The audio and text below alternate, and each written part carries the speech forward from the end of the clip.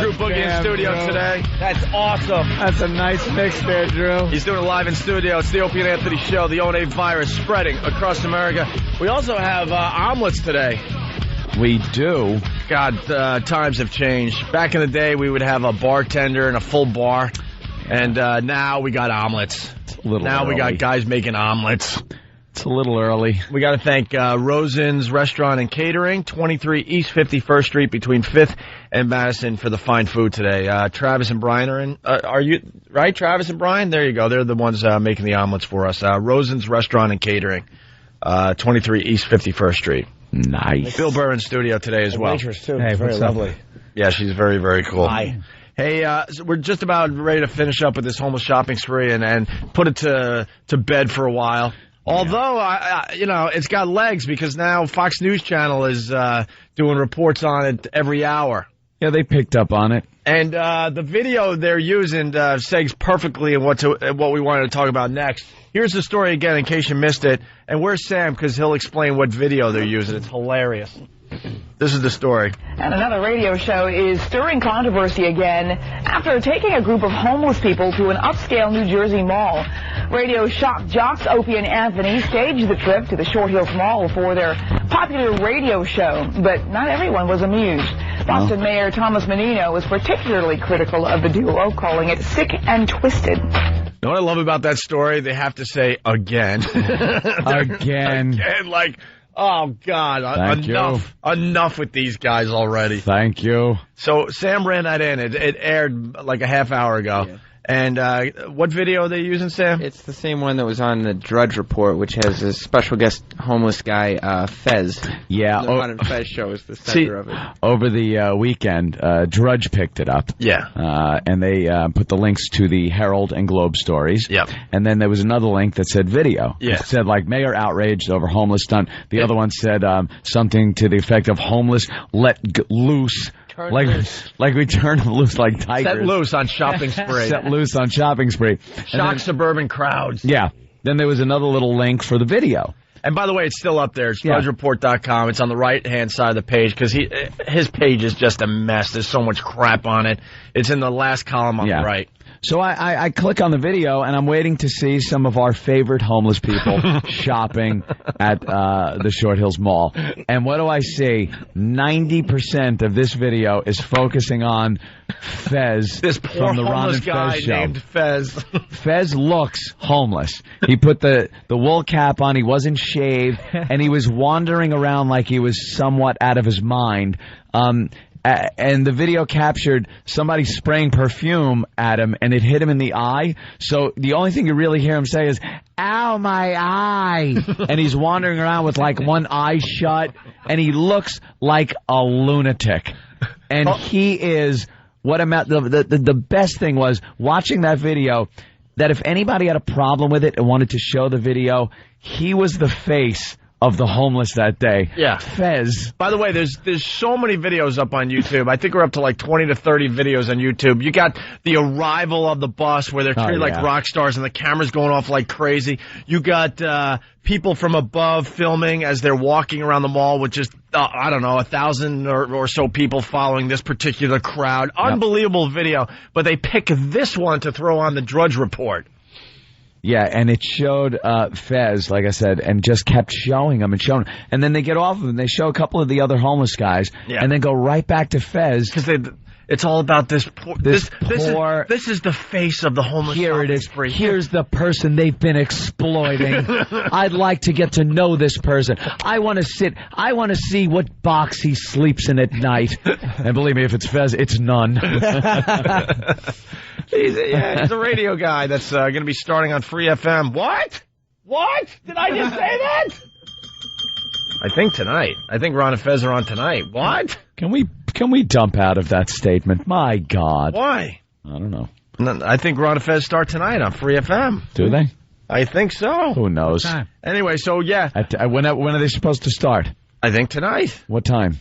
6. All right. Here in New York? At 5:59, the deal will fall through. Yeah, no kidding. That's how it worked with us. Yeah, we know Christ on a pony. So, this is just another example of the media just not doing their homework whatsoever, including now Fox News Channel, because they just did the story about us, and in the background was the Fezzi video. And all Fox News had to do was, like, I don't know, go to a message board, an Opie and Anthony message board, or listen to XM yesterday, and they would have found out that this video is all about Fez from the Ron and Fez show, and he's not homeless. No, but they didn't do their just basic research, and they're running with this now on Fox News Channel, showing the video of Fez as one of the homeless guys. Fez has millions in his mattress. He doesn't trust banks. Huh? When college kids do, like, term papers, you know? Yeah. You'd always have the BS footnotes that you didn't even look up stuff. It's just like, yeah, here's a homeless guy. Like, yeah, here he is. Yeah, nothing changes. You know, they're in a power position here in the media, but they don't even do their basic crap. They don't do their basic research. So the video on the Drudge Report, and now that the video Fox News Channel is running, is of Fezzi, of the Ron and Fez show. The guy's not homeless. Oh, God bless him. God, does that make me happy? Poor man. Can someone help him? Probably makes more money than the reporter. Yeah, exactly. Oh, probably. Definitely. Absolutely. Well, he should. So that's about it for now, I guess. But once again, I want to say that Boston and Mayor Menino, they were the only ones that had a problem with the homeless shopping spree. Not one other mayor, not one other city, including Jersey and New York, where we're at. Yeah. No one around here had a problem with the homeless shopping spree. No one. Well, I'm from Boston. I just want you to know I'm a little offended by the whole thing. Oh, yeah? Yeah. I just felt it was awful, the way you guys gave them clothes. Yeah, clothes, food. Dude, I'm watching. For the day, and I can't get enough of the Fezzi video. nice warm boots. I can't get enough of the Fezzi video where he's walking around and he looks disheveled and he looks a little out of it. And like you said, I didn't know what the whole eye thing was about, but someone sprayed spray perfume in his eyeball. Yeah. And then it shows a couple other homeless guys, and it's like, you know what? No, back to Fezzi. This guy is the face of the homeless. He's the face of the homeless now. They're like, this guy's gold. Look at him. Matt Drudge, you dope. We gotta find this guy. Not realizing there's cops walking with them, protecting them from any problems. Dude, in the middle of the video, if Fox News Channel which just aired the video, if they would have just looked at the video themselves, they would have seen that Fezzi is posing for pictures. Yeah. Because he's famous. Because, he's posing for pictures with fans. There you go, right there. Can I have your picture, Fezzi? Oh, the media, they just don't do their homework or research. I love it. I absolutely love it. You can check out the video for yourself on the Drudge Report there. DrudgeReport.com, I believe, right? Yes. And all the videos from the homeless shopping spree on YouTube and OpieandAnthony.com. Right. All right. Wonderful day, though, for all the homeless. About exploiting. They had a great day. What's wrong with that? What the hell is wrong with that? I don't know. Let's say hi to Sonny Forelli. He's up there in Boston. Sonny! Hey, guys. Hey, you know, I'll tell you what. I was there at the homeless shopping spree, and I just got one thing to say about the mayor, because I listened to the Ron and Fez show yesterday, and I know what I can say on the air. Mayor Menino is a prick. And he should get it out of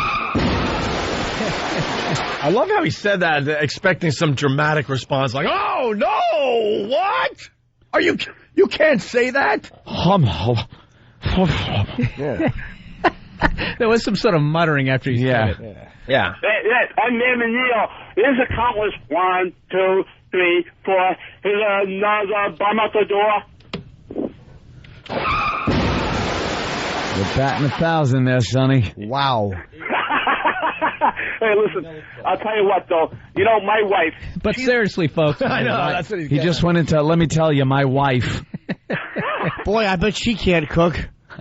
Well, you know, she's a hoity-toity. Boy, are my arms tired. Office park, you know? And she was getting hell for this, going with me. Right. And she even admitted to me afterwards that, you know, it was the nicest thing she's ever seen. That must have been a moment. One of those bums came up to me, said he hadn't had a bite all day. So I bit him. Yeah. Wow, Sonny. He said, "Hey, buddy, can you spare a dime?" right, guys. Hey, listen, you guys have a good Christmas, man. All right, let's say hi to Jeff in Kentucky. Jeff, what's up? Boy, he swung and missed so hard, he pulled muscles in his lower back. That was awful. We need someone to go through these and get the best ones. I was down there for the shopping spree. Wow. He's a prick. Give that like, wow, what did we do to make him go that far? He's right off the bat. Prick. Easy. All right, Jeff, what's up? Hey, what's happening, O&A? Hey, I just want to know, you guys never played that new version of Grey Wolf's new song. That right. Yeah, we didn't know if you guys were going to play that or not. Yeah, where is it? We did mention that. I realized it over the weekend, too. I'm a little leery because the original is so good and so memorable that I'd hate anything to tarnish it. I don't mind tarnishing good things. All right. You want the original? You want say so? I want to hear the new one. See if he added to it. If not, we'll just break it and taunt him. That dude came back with, Chubby Checker came back with Twist Again. Twist Again, twisting on the boardwalk, twist like we did last summer. Exactly. Boy, what a... Talk about going back to the well a few times. Who is guiding his career? Somebody who really enjoyed that first number. Yeah. All right, who wants to explain the Grey Wolf Shelter Me thing? He's a bum who sang a song, and here's another one. Off the cuff, he sang Shelter Me one day for Tippy Tom. Just made it up on the spot, and then Drew Boogie, who's spinning for us live in studio today, he took the raw audio and made a fine little song. Put some backing music to it. And now Grey Wolf, before the homeless shopping spree this year, he handed us a longer version of the song. Now Drew's got nothing to do with this? I don't think so. Oh, okay, it's going to suck. It's going to suck. See? It's just going to suck. Well, maybe it will have potential for Drew to mix it, though. That's all we need is a bass that Drew can work with. All right, Drew, give it a listen, and hopefully maybe you could spice it up. Well, I gave him some instrumental music to use in case he wanted to do it again. Yeah. But, if he didn't use it, then we know he might be in trouble. We believe we have a hit on our hands. We just can't get it done, though, unfortunately, because he only sang, one chorus, and we think one more chorus and he's in. Well, that's all he had. He doesn't write. Yeah, I understand, but you think at this point you could make up some crap. He also doesn't read or shave indoors. Or sing. Yes. It's just really frustrating to everybody because everyone gets into the song and then it ends too quickly. So anyway, with that said, he came up with another version of Shelter Me. We haven't heard this yet. I hope he jazzed it up with acapella and really douched it up a little bit. Really wrecked it. It's going to be awful. Like a lounge singer. We might have to punch out early. You never know here. Oh, no. Nice echoey... Yeah, look, we're going to try this one. It's a xylophone. Rock and Roll Tommy and Tippy Toe Tommy. My name is Grey Wolf. Oh, gets his plug in We're there. going to do this the right way. Let's see how it sounds. Jim Norton, Borgata, New Year's Eve. Zamfir. That's the wind blowing through his house.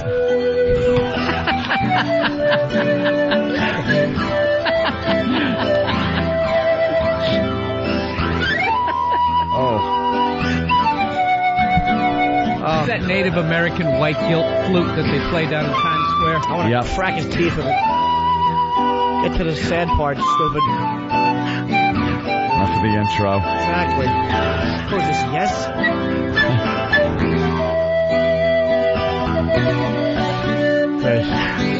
This is the Muzak version of Shelter Me. Here we go. Here we go. Late at night, and I got no place to go. Turn the vocals up a little. What a dope. My money's gone, and so my friend. God says to me, hey, get out of here. You smell bad. And I said, don't you know I got a name? You said that ain't you.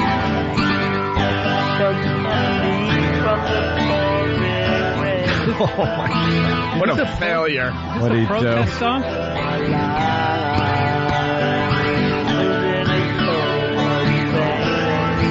What is this instrument?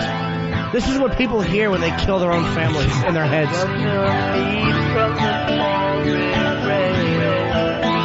This is horrible. Shelter me from the boring song. You should be sheltered from the falling bricks. It's like a bad hair metal lighter song. Yeah. The band would go to Moscow. Real bad. This is the greatest thing I've ever heard. What is he doing? I don't know. The end of this song should close with a single gunshot. I picture him out in the middle of the woods, big hawk flying over, just dropping on him. Dropping big white gobs on his shoulders. But he doesn't know what it is, so he keeps saying, shelter me from the falling marshmallow trees and eating them.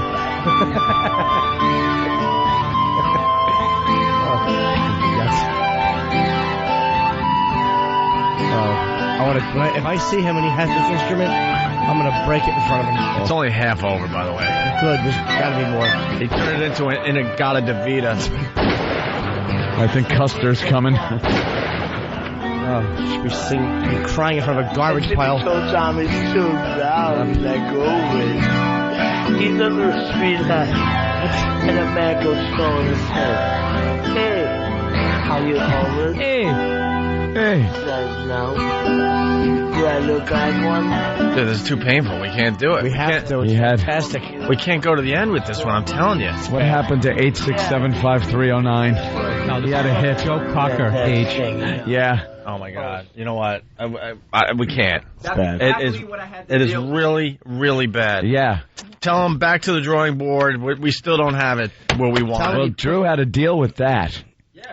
Before he actually got that great-sounding version. That's exactly what I had to deal with when I tried to get him to do it. And that's exactly how it sounded, and that's why I didn't bother with it. It was done. It was the perfect day. Like, all the stars were aligned. This is so frustrating because we're so close to a massive hit. Maybe we can get him to drink again. Yeah.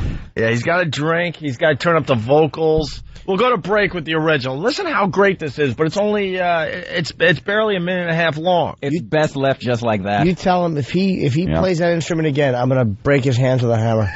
While he's playing it, I'm gonna smash like above the knuckle where the middle of the hand is to break all 5 fingers at once. All right, listen. I'll tell him. I will ruin his typing hand. Bill Burr's here. It's the Opie and Anthony Show. We go to break with the original. Listen how cool this freaking this thing is when he was drunk. Yeah, and the new version he handed in. Oh, there it goes. Well, flying across the room. I was going for a dramatic sorry, I hit a couch. Smash there and hit a couch, bounced back, and almost hit me in the eye. Yes. Great. Opie threw it into a pile of fluff in her. Let's go for the dramatic smash, and I had a duck as it came back at me. Here's the original. Let's see how this comes out. All right. We're back with the Opie and Anthony Show. Drew Boogie spinning live in studio today.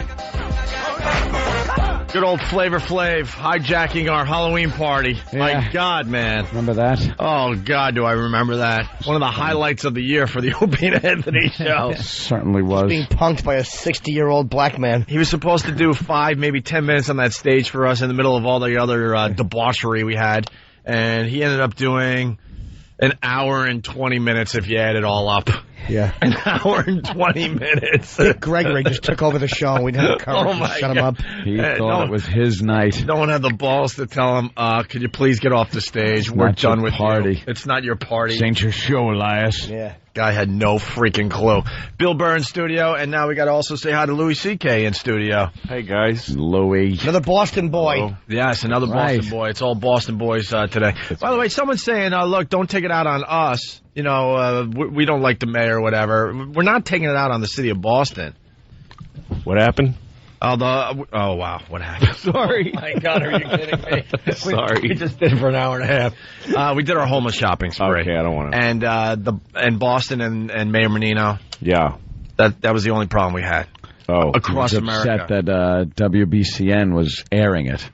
Oh, really? Yeah, it wasn't even happening up in his city, but he was upset that the radio station was airing it on the day that they were going out and counting the homeless. I think he was upset. You guys. That's funny. That's ironic. He should have been like, how funny is that Opie and Anthony were doing that?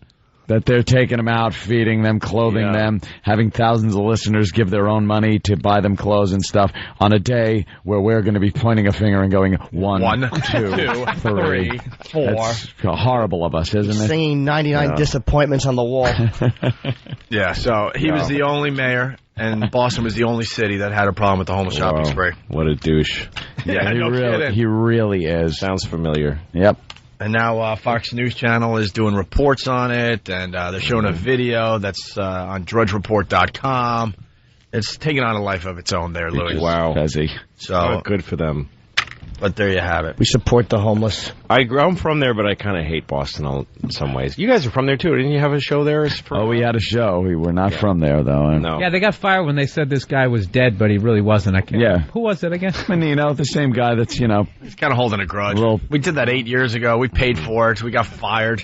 We got kicked out of radio for it. So guy holds a grudge like he holds that office. He won't leave. They won't vote him out. What is he? Does he run uncontested every election?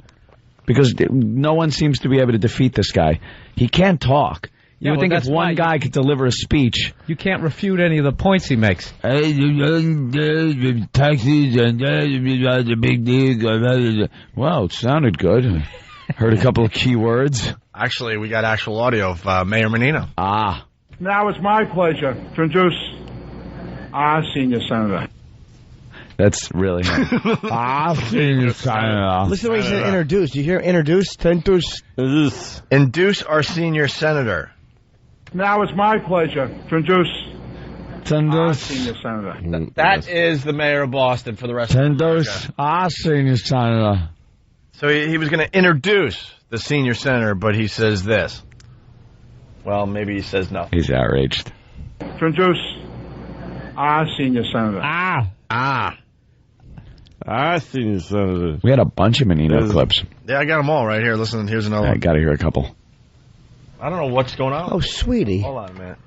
Is it in Iraq The feature? Public Health Commission has also created an emergency preparedness guide called Live, Learn, Prepare. It's live. New York. It's live, learn, prepare. Is that what it is? Live, learn, prepare. Live. The Boston Public Health Commission has also created an emergency preparedness guide called Live, Learn, Prepare. Piece of garbage. How about? Like how he's trying to make it dramatic. Yeah. It's also called dramatic. Live. Oh no, Livy.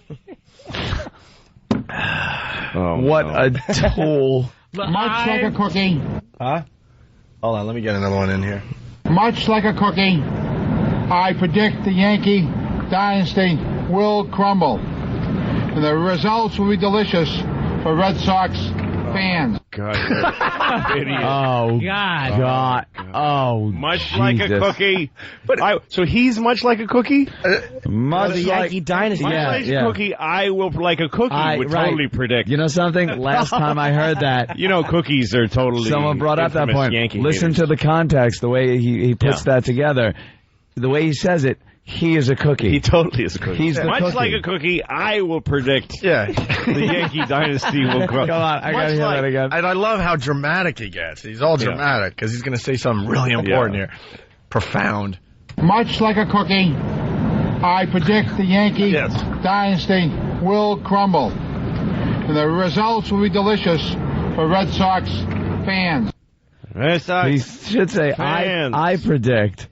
Much like a cookie, or even that is a little much. I predict that. That, right. Comma, you got much like a cookie, comma, the Yankee dynasty will crumble. He should say, I predict that much like a cookie, Yankee pitcher will smash into a building in a small plane. Cricket. I mean, it makes as much sense. I like how that guy, he can't think of more than one word at a time. Like their teleprompters, like those cards from one Bob Dylan big video. Word, right. Much like a cookie. This guy's from the Bronx. He has no clue about the mayor, but he's enjoying this. Shane from the Bronx, what's up? Hey, guys. Hey, Shane. Jimmy. Hey, Bill. After every clip, I'm expecting to hear live from New York. It's Saturday night. Yeah, exactly. Sounds like a goof. Oswald from Whackbag, Mayor Menino equals half a Hulk tongue. Yeah. This is like when Rupert Pupkin had the cue cards for Jerry Lewis, and they were all like this is not wrong. A gag. Yeah. It's like, I have a gun pointed at my head. Here's another one. That's one thing that really Fries my nose. Fries my nose. Fries his nose. Yeah. Is that the saying? No. No. Burns my toes. Burns my ass. Burns my toes. Burns my ass. Yeah, burns my ass. That's one thing that really... I'm trying to think of the two expressions he put together. Yeah, fries my... Skin a cat. No, that's not it. Something that, no, is that really... Fries. He's not qualified to be mayor of Boston. No. But he's been there forever. We've been gone for 8 years, and he's been there still ever there since then, and he was there a few years before we got there. So still facing the wrath of Menino. He put two quotes together that don't exist. That's right. He mixed metaphors that don't exist. That really makes my nose want to go out and hurt a Jew. I don't know what that means, but that's how my nose feels when I hear that. By the way, we have 50 of these. Yeah. So this isn't one of those rare things. We're not going to play all 50, but we got a list of 50. He is horrid. I have did my duty, and I did it last Tuesday, matter. I can't believe I'm ahead of the schedule. He did his duty last Tuesday, ahead of his schedule for dutying. Sounds like every conversation we have on break. True. I couldn't do my duty. I'm about getting the job done. I want to work on this and get it done in a peacefully way. Peacefully way. Oh, is he just a dope? It's almost like he just memorized a bunch of expressions that a politician is supposed to say. Yeah. Can't quite remember. And got them all slightly wrong. Mm-hmm. I know that Billy Bulger is president of University of Mass now, of which I am alumnus. I am alumnus. I am alumnus. Alumnus. I am a alumnus. I am a alumnus. I'm announcing I must step down as mayor because I'm battling alumnus. It's just that he's at which I am, and he's so excited to get at the end of the sentence. Yeah. He just rushes through. I am alumnus. Which He's tongueness. Moron. Big fat piece of cow meat in his mouth. But I also say, anyone who does this work is not for money. I don't do it for money. Let me tell you that much. I see my friends and what they're doing in life. I say, my God. I grew up in the streets of Hyde Park. My father worked in a factory, so I wasn't born with a golden spoon. I wasn't born with a golden spoon. It's a silver spoon in your mouth. He's lazy. He's like, a born spoon. I'm going home. Think of any element. Yeah. Guys, spoon born, and you work out the rest. People can't believe this. A bird in the bush. People can't believe this is the actual mayor of Boston, by the way. Yeah. They're calling from all over the country now. Yes, this is the mayor that had a problem with our homeless shopping spree. Don't chicken hatch. What? We all know that to complete a major project like this takes real teamwork. Let's start by thanking our federal and state partners along with our congressional delegation. He's like Christopher. Delegation. That was the best part. He's like Christopher Reeves. That's what he sounded. Yeah. Delegation. Let's start by thanking our federal and state partners along with our congressional delegation for standing by us. Standing by us. Standing by us. What an idiot. Meanwhile, plates fall on people's cars. What is flatten them. What's wrong, E-Rock? No, that was me. Sorry about that. Oh. You elected me 3 times. So you know, I am not a fancy talker. That's for sure. You old salt, you. Self-deprecating humor. Boy, you really show your underbelly, you good old guy. You old salt. Oh, jeez. I like that self-decimating humor. Oh, it's awesome. It's almost like he was calling people idiots. Yeah, You guys hey. elected me 3 times. You're the idiots that put me do here. I have to screw up? That's for sure. What am I supposed to do if you vote for me? Not take the job? You're the idiots. Really cared about what he said. He wasn't just saying the words like a lot of elected officials or former elected officials would do. He was a man of great, great stature in our city. A man of great stature. Oh, what a tool. He met Charles Stewart. I know, it's not like he mispronounces the words. He says another word. Says the wrong word. Great statue. AT&T, they're sponsoring, this whole summer program with me, and you want Sprint to come in and do it, so they do diddly dunk. What the? Diddly dunk? Good old diddly dunk. That one will catch on. He just opens his mouth and makes noises. Yeah. I don't know. Monday, Tuesday, wagon, Thursday. As long as it's got a W. It's going to start with the same letter, and then it'll just be then it doesn't matter what it is. Let's go to Pennsylvania. Mike, what's up? Much like a cookie, I will sit in the center of 8 men.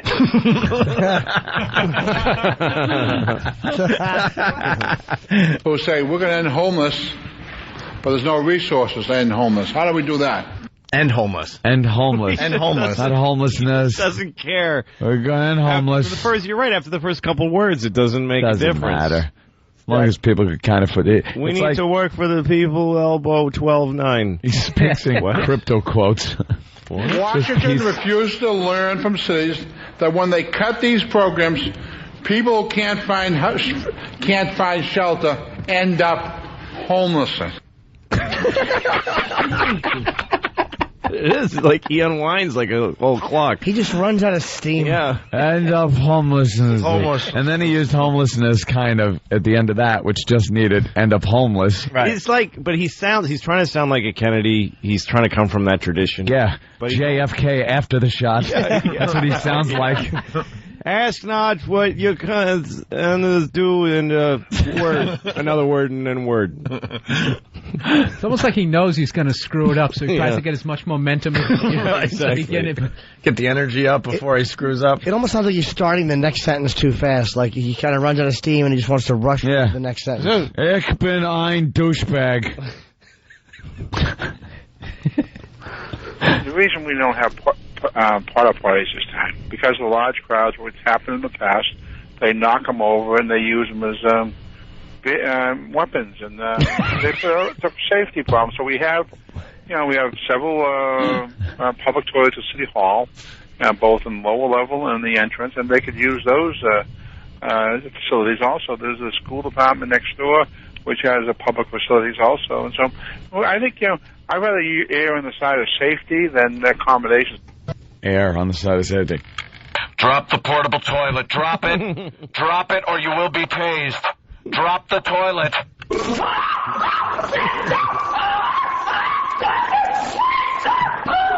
Yeah, how many times I've been held up in security on a plane because someone's trying to bring a porta potty through? They got one in their pocket next to their lighter. Oh, is that great? Today we dedicate this plaque, which will serve as a reminder.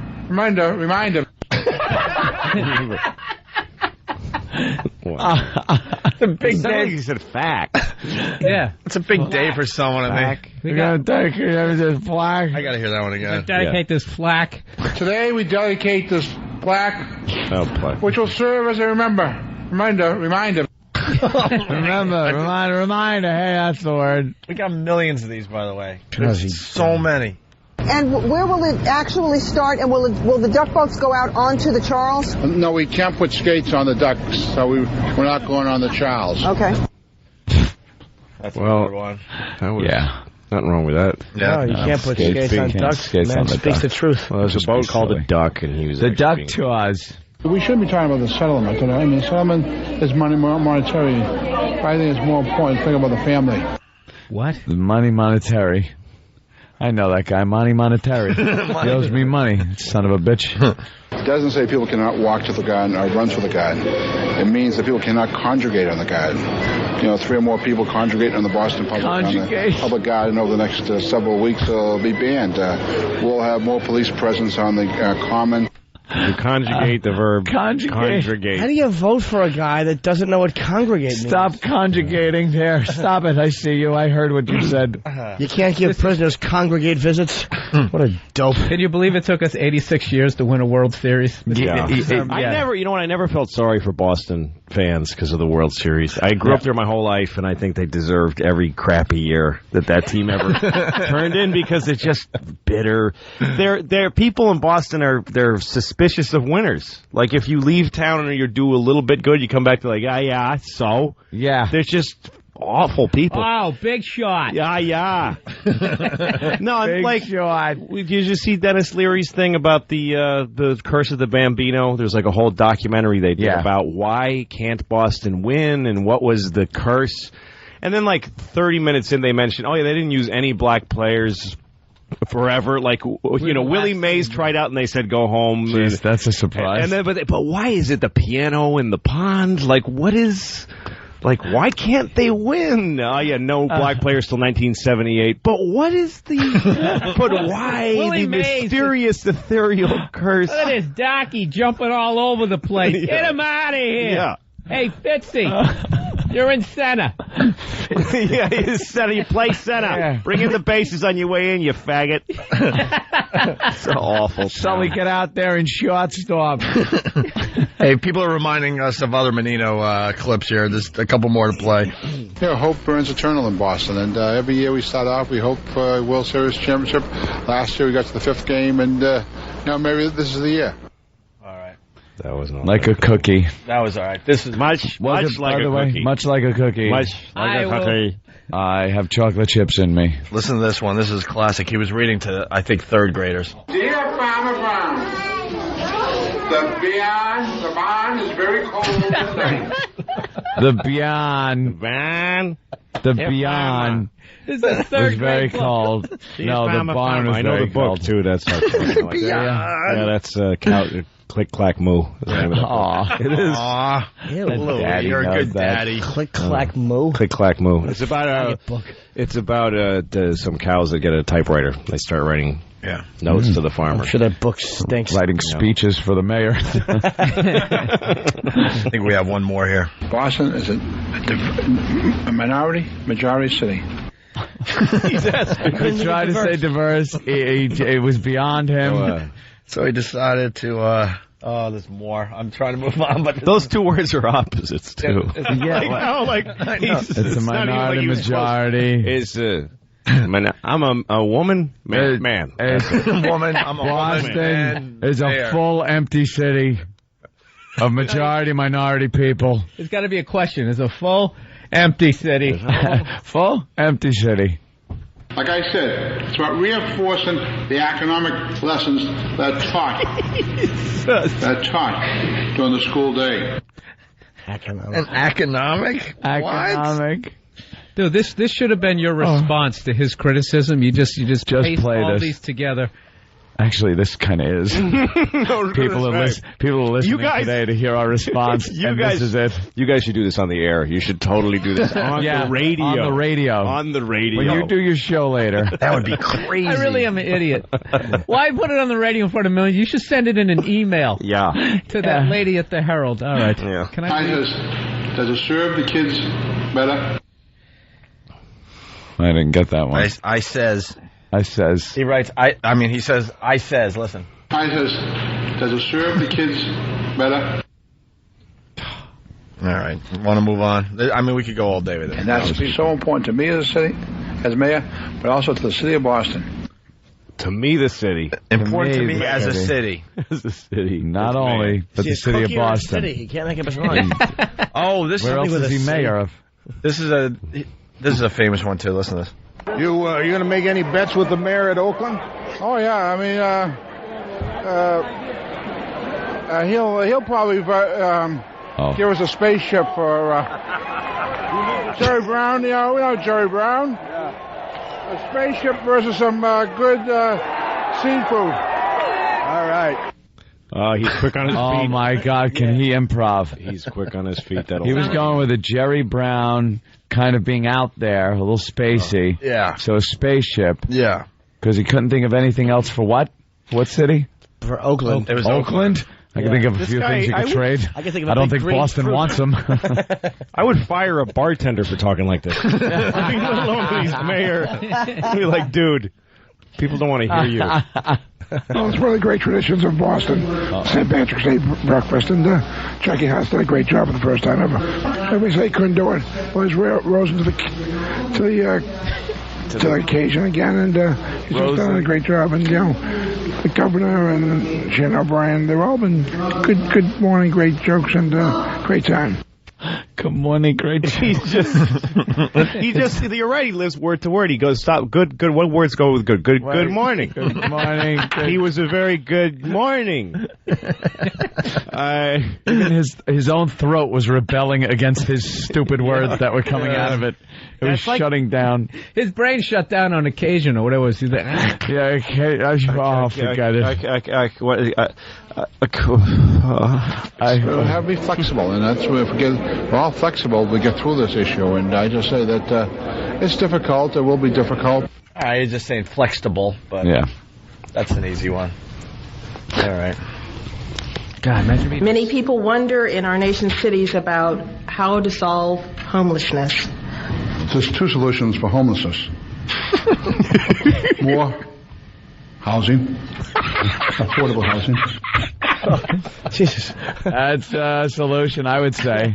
House. You know what? More? If you're playing Family Feud, I think that might be the number one answer right there. You had to decide between housing and outdoor space. Right, it is like more. That would be the solution there, sir. I would say more housing. Yes. Number one answer on the board! More water fountains. Strike. How would you solve the drug problem? I think what I said, less drugs. Less drugs, yes. Number one answer. Good morning. More diarrhea in my mouth. I'm sorry, Mayor. That's not going to help the homeless.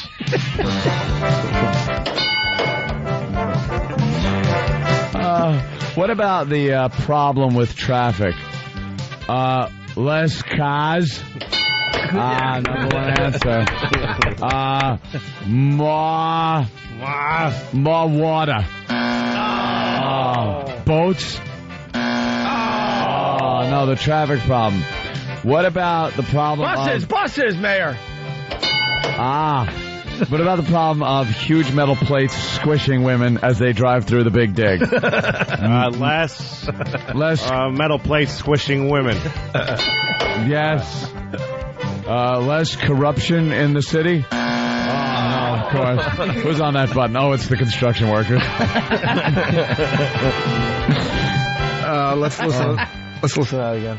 More housing, affordable housing, and better health care. That's two solutions. I mean, the issue with homeless was we do a survey in the city every year. We go out and count homelessness. In the first week in December. Homeless. He doesn't want to say ness. Like that's wasting. No. The problem with homeless. His problem is the problem with homelessness is that's too many ness. The problem with homeless is Problem with homos are they want to get married. Who's saying we're going to end homeless, but there's no resources to end homeless. How do we do that? That's how he says it. It's not a slip of the tongue. It's homeless. He's decided to drop the ness. Yeah. Well, not only is he a moron, he sounds like he has some sort of respiratory problem. Like he can't. Yeah. Not enough air to get his retarded views out. Get the words out, so he's got to clip every word. Yeah. Just a little bit of every word. Somebody blowing air up his ass, and then it comes out, and then he's got to wait till he feels up. It's like a big bagpipe. Thanks, Tony. Okay, now I can talk again. Anthony, what are those things you use to get the fire going? Yeah, one of those bellows. There you go. Are you asking? Is Anthony the oldest guy? He knows bellows. every... He knows a little bit about everything. Yes, I remember using the bellows.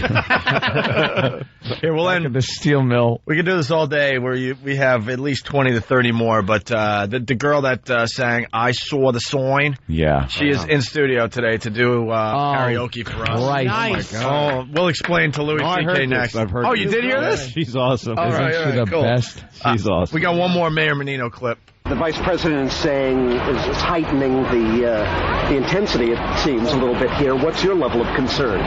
Well, our intelligence unit is working with the state, federal officials, keep us informed if there's any heightening of our security in the city of Boston. So we're working with the federal officials to give us the information that we might need. Do you think they're playing politics, sir? I'm not saying they're playing politics. I don't have the intelligence they have. Yeah, well. And also, they'll let us know if there's a heightening of our security. A heightening. Like that's a... Oh, finally, this is the one I wanted to play. He's trying to redo a famous speech here and just fails miserably. And someone else asked if you'd be interested in running for Senator Kerry's seat should he win the nomination. Let me just say, I will not be a candidate. I'll seek, but I'll accept a draft. I will not be a candidation. Candidation or seek. And he got a laugh, too. A candidation I will not seek. What? I will seek. The I will thing not is, the guy seek. can take back anything he says. Because you said you weren't going to run. I didn't say I wasn't going to run. I said I was a candidation. That doesn't mean anything. It's not even a word, you idiot. It's not a word. Can't hold me to that. You think I'm that stupid? I know it's not a word, and it means I'm not committed. All right, we'll keep it there. We could go on, but we got Louis C.K. in studio, Bill Burr in studio. Bill, you promoting anything? Improv, West Palm Beach. I sound like Menino right now. 28th through the 31st. Homeless. Comediness. Homelessness. For more comediness, we need more comedy clubs. More. Very good. Louis, you promoting anything? I'm going to be at Caroline's in New York City the 4th through the 7th of January. I got an HBO special called Shameless coming out January 13th. Louis C.K. on HBO. Very nice. Nice. All right, the girl that sang I Saw. Do we have that going in a break? It's on the... play a little piece of it. Yeah, don't want to ruin it. We did a MacBook karaoke thing, and she came up with this as we go to break. She's here live to do the long version, but here's a taste on the Opie and Anthony Show. How cool is that? It's the Opie and Anthony Show. Drew Boogie spinning live in studio today. Awesome. Taking the E-Rock Shut Up clip and putting it to music. That wasn't E-Rock. That was Jimmy. Oh, that was Jimmy. That's right. Mine. E-Rock's was short. E-Rock said, shut up, like a faggot. Oh, you're right. But I sang it like a man. Jimmy wanted to... Sorry about that, Jimmy. Say that to some guy that used to whistle, or sing in some school. Guy was whistling in the hallway. He was whistling in the hallway. And instead of going for the gusto and the big joke... In front of the whole class. I was saying, shut the F up. You kind of tamed it down. Yeah, I bailed out. I'm really embarrassed. Like, the guy walked by the hallway and it was dead silent in this math class. And I should have sang back because he was singing something to that. The da, da, da, da. That was his cadence when he sang. Mm-hmm. So had I sang, shut the F up back, it would have murdered. Oh, yeah. Nothing would have been unfollowable in math. Right. But you know, coward faggot bailed out at the last second, and I went, shut up. Awkwardly went, no, that's awful. Shut up. It got a -1. Oh, no one, I've never been more humiliated in my life. The teacher didn't even yell at me. I hate you. Up, she was in bed. I hate you for that now. Isn't that horrid? Retroactively, I hate you. She should have thrown me out of class in a moment of glory. I should have went to see the principal, but instead she just looked up as if she pitied the unfunny nothing. Sophomore, a bunch of Those are life decimating moments. They are. When you're... I was in 4th grade and I had my pants were always split at the crotch because my mother shopped at King's Department Store, which isn't even a store anymore. King's Department Store. Wow. And so my pants were always split at the crotch, and I was in 4th grade. I'm eating snack time, and I had a boner, and I wasn't aware of it. Just this little pin pushing my undies through the hole in my crotch. And I'm just unaware of it. And this girl, Jill Cassavan, who was this sweet, like she was the one I wanted, she pointed at my crotch and went, and the whole class pointed and went, oh, God, that's a hard one to live down. That moment is me. That's who I am. I'm that guy. Defined my whole life has been regret of that moment. That's right up there with the guy that throws up or the girl that throws up in the cafeteria. No, that's you. That's you then. I mean, even when I'm watching my daughter being born, the whole time I'm thinking, that was awful when my boner was sticking up. In the 3rd grade. That's how awful those moments are. Wow. Self-hate. They carry on with you, your whole life. Yeah. Mine's a little different than that, but I can imagine. One friend walks in and catches you doing something to another friend, Laughs all around. A lot of laughs. All right, listen, that's simple. We got Miss USA doing coke and kissing Miss Teen USA. What a great story. That story gets hotter and hotter by the day. If that stupid Trump throws her out, I'll do nothing, but I just think it's a bad move. I hope he doesn't. That would be hilarious. He shouldn't. Oh, we got the latest on that? No one talks about Miss USA or none of these dummies, except for now everyone's talking about her. Yeah, whenever there's controversy. She should do coke. She's been in bars. They're talking about her drinking before she was 21. She just turned 21, I think. And but when she was underage, she's drinking, smoking pot, doing some coke, a little promiscuity. She was taking coke. Certain liberties with gentlemen. She's from Kentucky, right? Yeah. What would be the point of being hot if you're not getting high and paid? And she's a roommate with Miss Teen USA. And they had a makeout session. Oh, my God. So it just gets hotter and hotter. Oh, my God. This could be the best thing to happen to the USA pageant. I think it's the best thing to happen in America. Of course it is. Listen to the dumb reporter, what they come up with here. Crown glitter on each of their thighs. I'd like to be a billionaire prince and just pay them so much money to have sex with them and then fart the whole time we're having sex. Like, I would just do that and they would have to keep going because I was giving them so much money. I would just fart and mumble whore and they'd have to smile and pretend it was fun. Pretend? Yeah. Hey, here's the latest. The moment of truth is approaching for the young Miss USA, Tara Conner. She could hear this morning whether the pageant owner, Donald Trump, is going to say, "You're fired," or should I give up her crown? And I have to give back the crown. CNN's entertainment correspondent Brooke Anderson has more. Oh, it has been an ugly path for this young lady. It has been very ugly. You know, the allegations that have put Tara Conner in this predicament Tara Conner. are not pretty. Reports of wild nights out, reports that she hasn't shown up to engagements and appearances, and much, much more. Why doesn't she make a funny example? She's going to use it like, Donald Trump may remove her crown a la Princess Diana.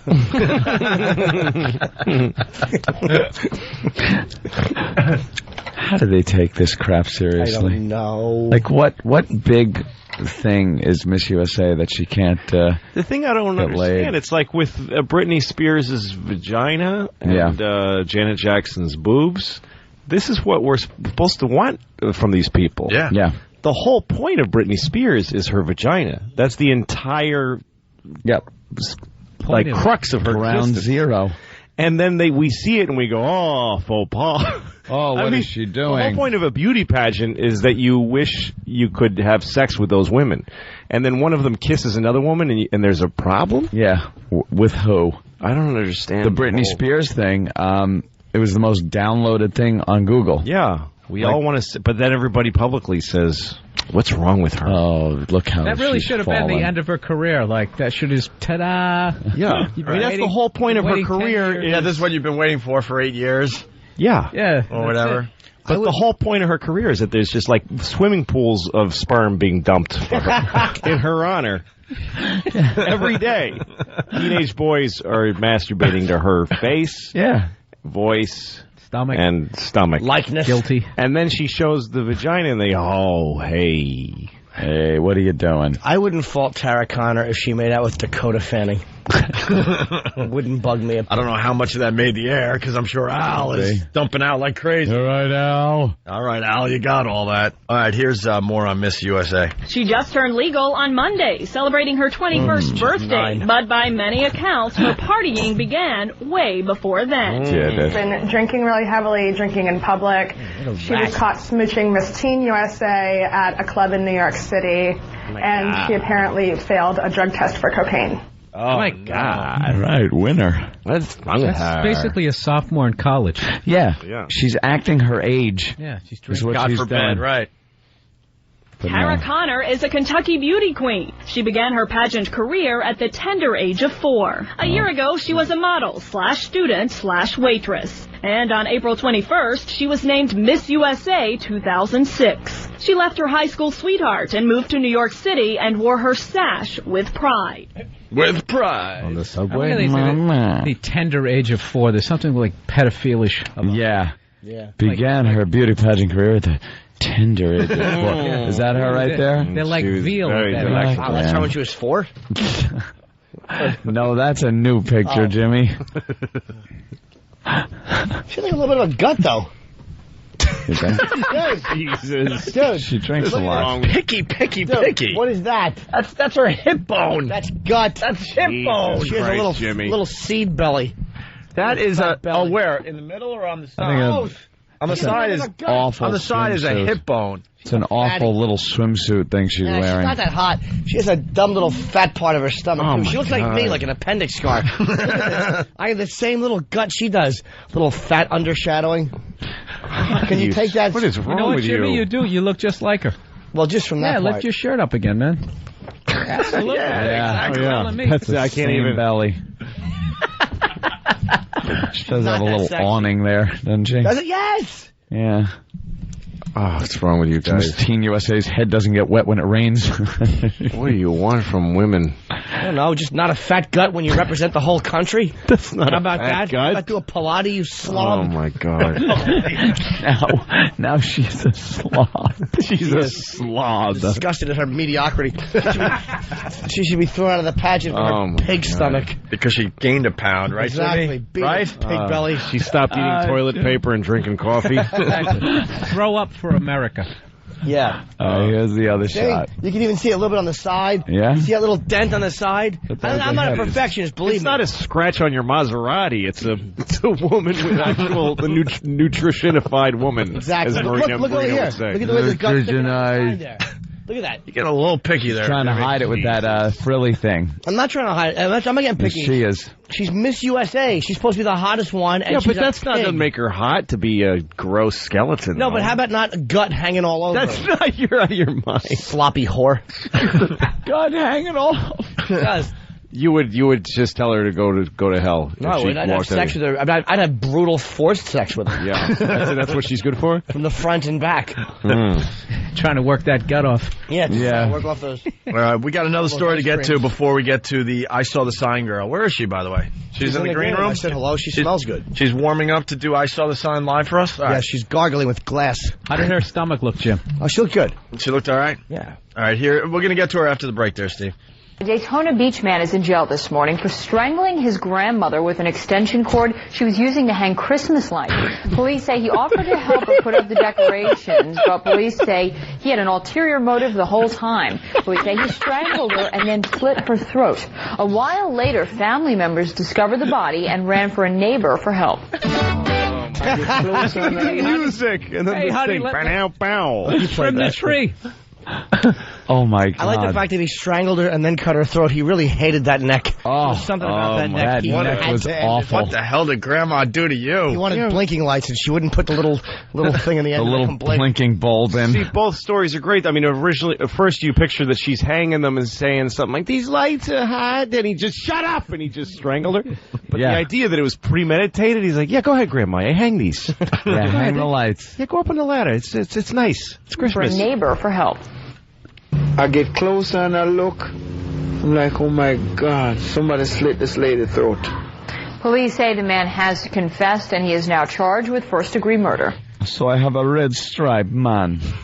Those, she was up on this little step stool with those half-calf stockings, all stretched out and rolled out, showing her aged, liver-spotted skin that's transparent, the blue veins. Marble white vagina lips. bloodless vagina. Oh, there's just nothing pumping anywhere. And he was disgusted with her and had to choke her.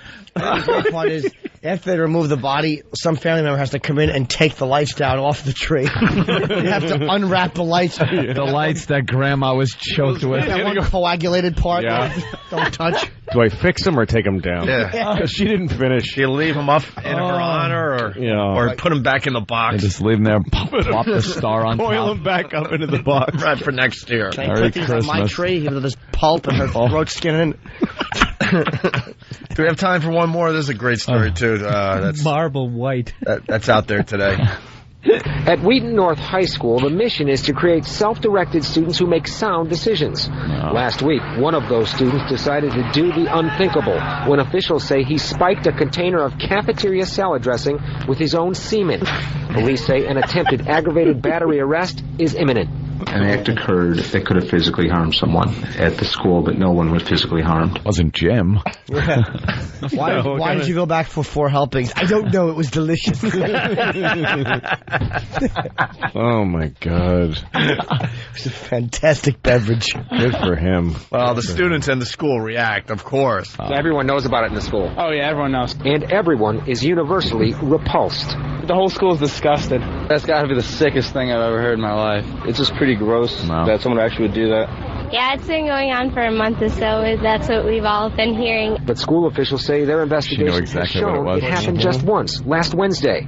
They say the student admitted he put the semen into a container of ranch dressing in the student commons dining area. And officials have determined that the contents could have been ingested during the last lunch period on Wednesday and during all 5 lunch periods on Thursday. From now on, in all District 200 schools, condiments will only be available in individual packets and in large containers, which will make them difficult to tamper with. What gave it away was people came over the salad and he would throw the ranch dressing on their back. Do you know how potent you have to be for someone to taste it through ranch dressing? No kidding. God almighty. Or what kind of a whore you have to be. Yeah. That's sophisticated of a palate. Exactly. That you couldn't eat a tub of ranch dressing. This is Irish guy sperm. Yeah. What is? I don't know, but there's something about the smell I recognize. Hey, that's dog food. Honeymooners. Yeah. All right. Well, that's wonderful. We'll stop right there. Good for him. It's like that kid's a hero. wine tester. Yeah, I'm getting a hint of oak. Very good viscosity.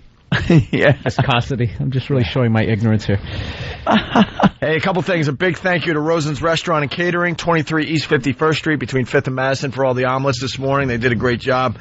We got Drew Boogie in studio spinning live. When we get back, the girl that sang I Saw the Sign during the MacBook Karaoke comes in and does the song live for us. Wait, by the way, you bunch of queers, I will be at the Borgata New Year's Eve, and my pals Opie and Anthony will just be in the room. They may come to the show. I am going to be on hand at the show, laughing at my pal Jimmy Norton. I will be there, Jimmy. Oh, good. I wasn't sure if you were coming. We're going to L.A. today, too. Yeah, right after the show. Oh, another group trip. Whoopity effing do. Yeah, can we stop already with the togetherness? That's what I try to tell Kenny.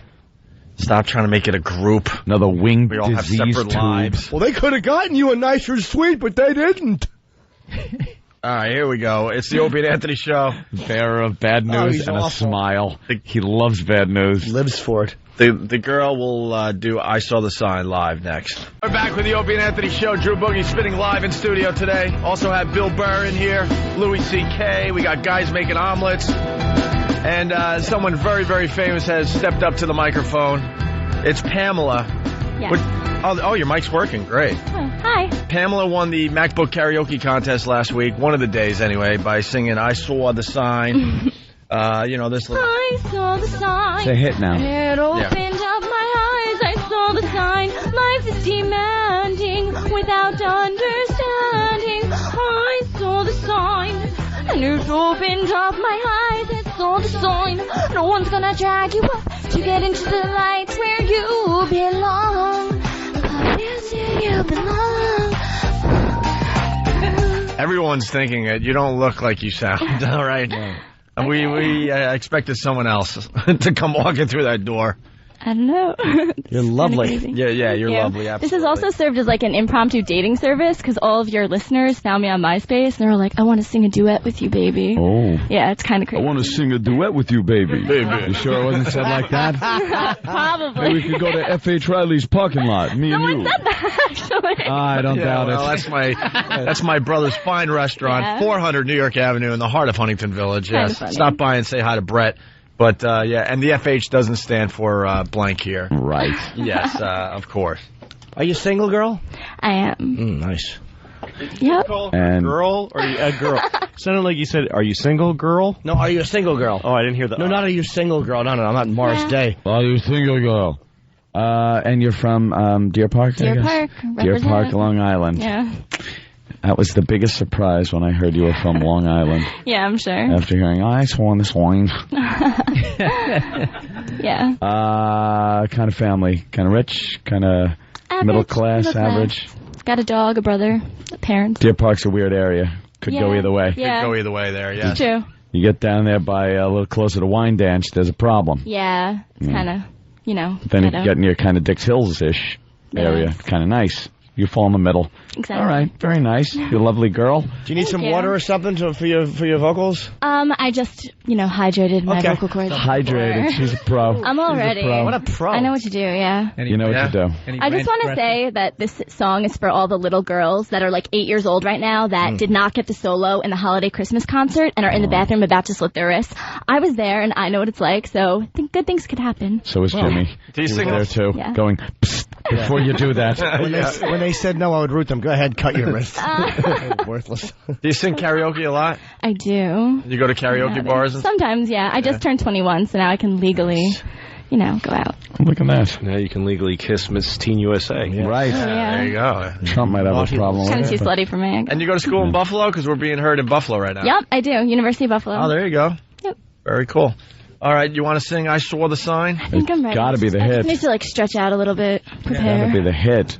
No one wants to hear the B-side. Yeah. Do you hate when you go to a concert, especially if the opening act is a one-hit wonder, Right. and they don't play their hit till the end? All right, like get it what's over that? with and then leave. See Metallica, for God's sake. All right, here we go. Pamela from Deer Park singing I Saw the Swine. Getting into it. Yeah.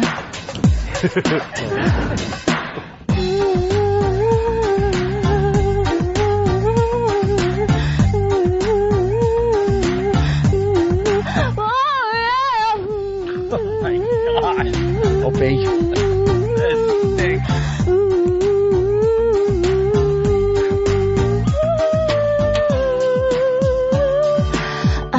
I got a new life.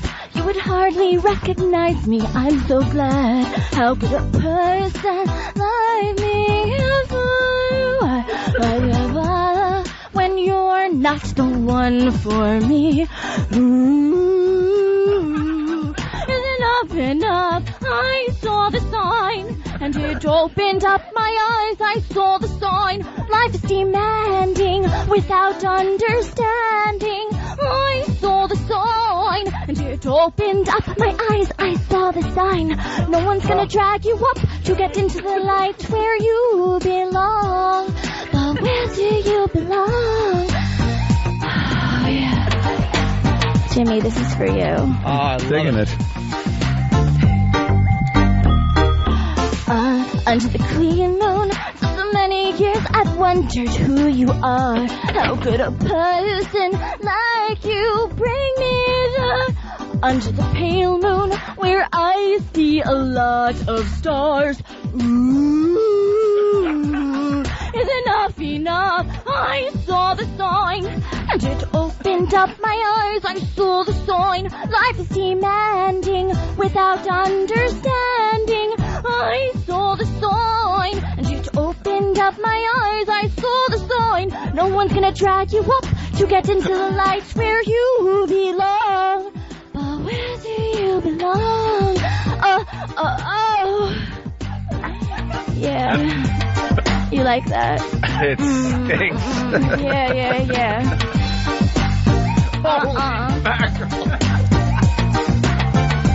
Nice. Get into it. I saw the sign, and it opened up my eyes, and I am happy not living without you. I left you.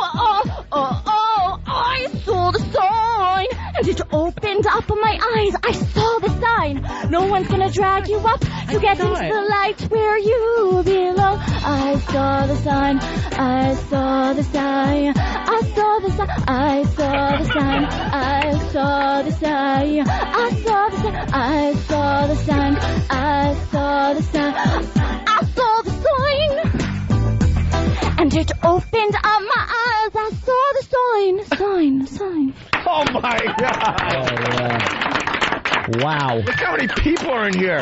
Everyone wanted to see her. She's You're a star. star. And everyone wanted to see it live. Pamela from Deer Park. I saw the sign. That is good. I'll tell you, the next road show we do, you're going to have to do that live in front of everybody. Absolutely. You'll be a huge Can I wear like a shiny costume or something? Oh, yeah. Please. You can wear whatever you want. Actually, please do that. Actually, we're going to do late night karaoke at probably F.H. Riley's in January or early February. You come down and do it live. I'll clear my schedule. Halfway through that, Louis C.K. came over and said, take off your headphones. It is 10 times funnier without the music. So I took it off. I heard not a stitch of music. All you could hear was her vocals, and it is classic. It's beautiful. Is there? You hear her breathing between? Yeah, everything. It's so all the good. nuances without music are phenomenal. With that said, where's Tim? Is there any way she could hear the music in the headphones, but it doesn't go over the air, so we could just isolate her voice? Yeah, so the rest of the country could hear that? I hope that was. I'm sure that's doable. We're able to separate it. Oh yeah, the Linda McCartney's cut we need. It's, you know what, I really love it though, because she's so sincere. Like, she's really she's getting into it. She's totally. Not, like, it's just. I really feel it. That's the thing. From the heart. You know? Is that one of your favorites? It feels like it's a very generous performance. I mean that. Is that one of your favorites?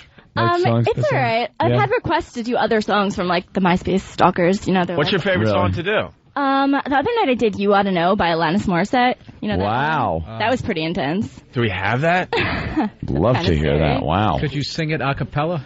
Kind of. Okay, let's hear it. No, I want you to know I'm happy for you.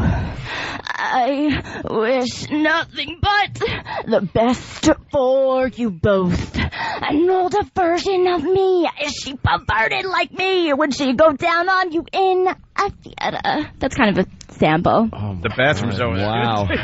Damn good. Bathroom's behind him. Yeah, that song, it gets kind of crazy. I don't know. Everyone's like, you Yeah. need to put out an album or something. Wow. Well, sure. Who are Figure these, that out. everyone? That was just a tease, just a little sample. Yeah. A little sample. We're trying to What figure she's got to do.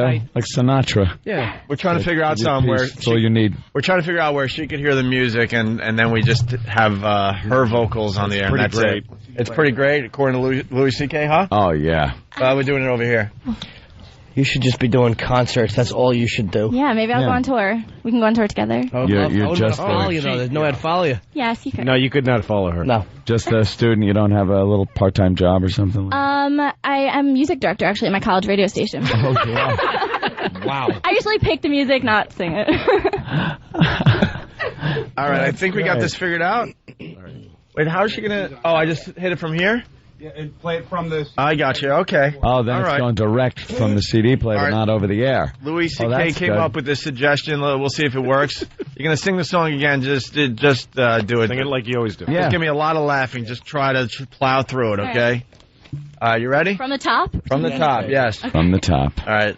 Only she will be hearing the music, hopefully. That's right. All right, she's got it. Cool. Dancing.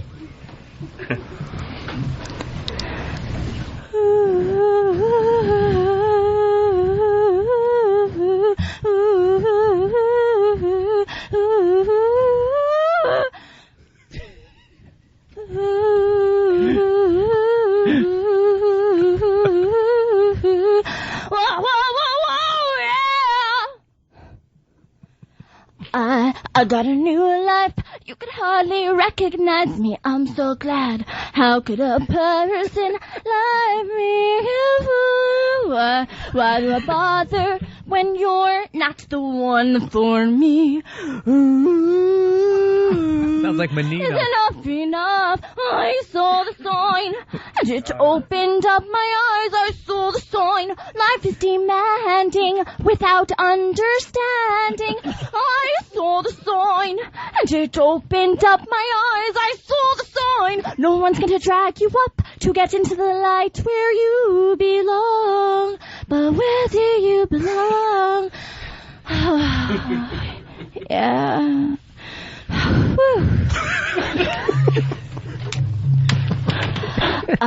Under the clean moon, for so many years I've wondered who you are. How could a person like you bring me to where a pale moon, where I see a lot of stars?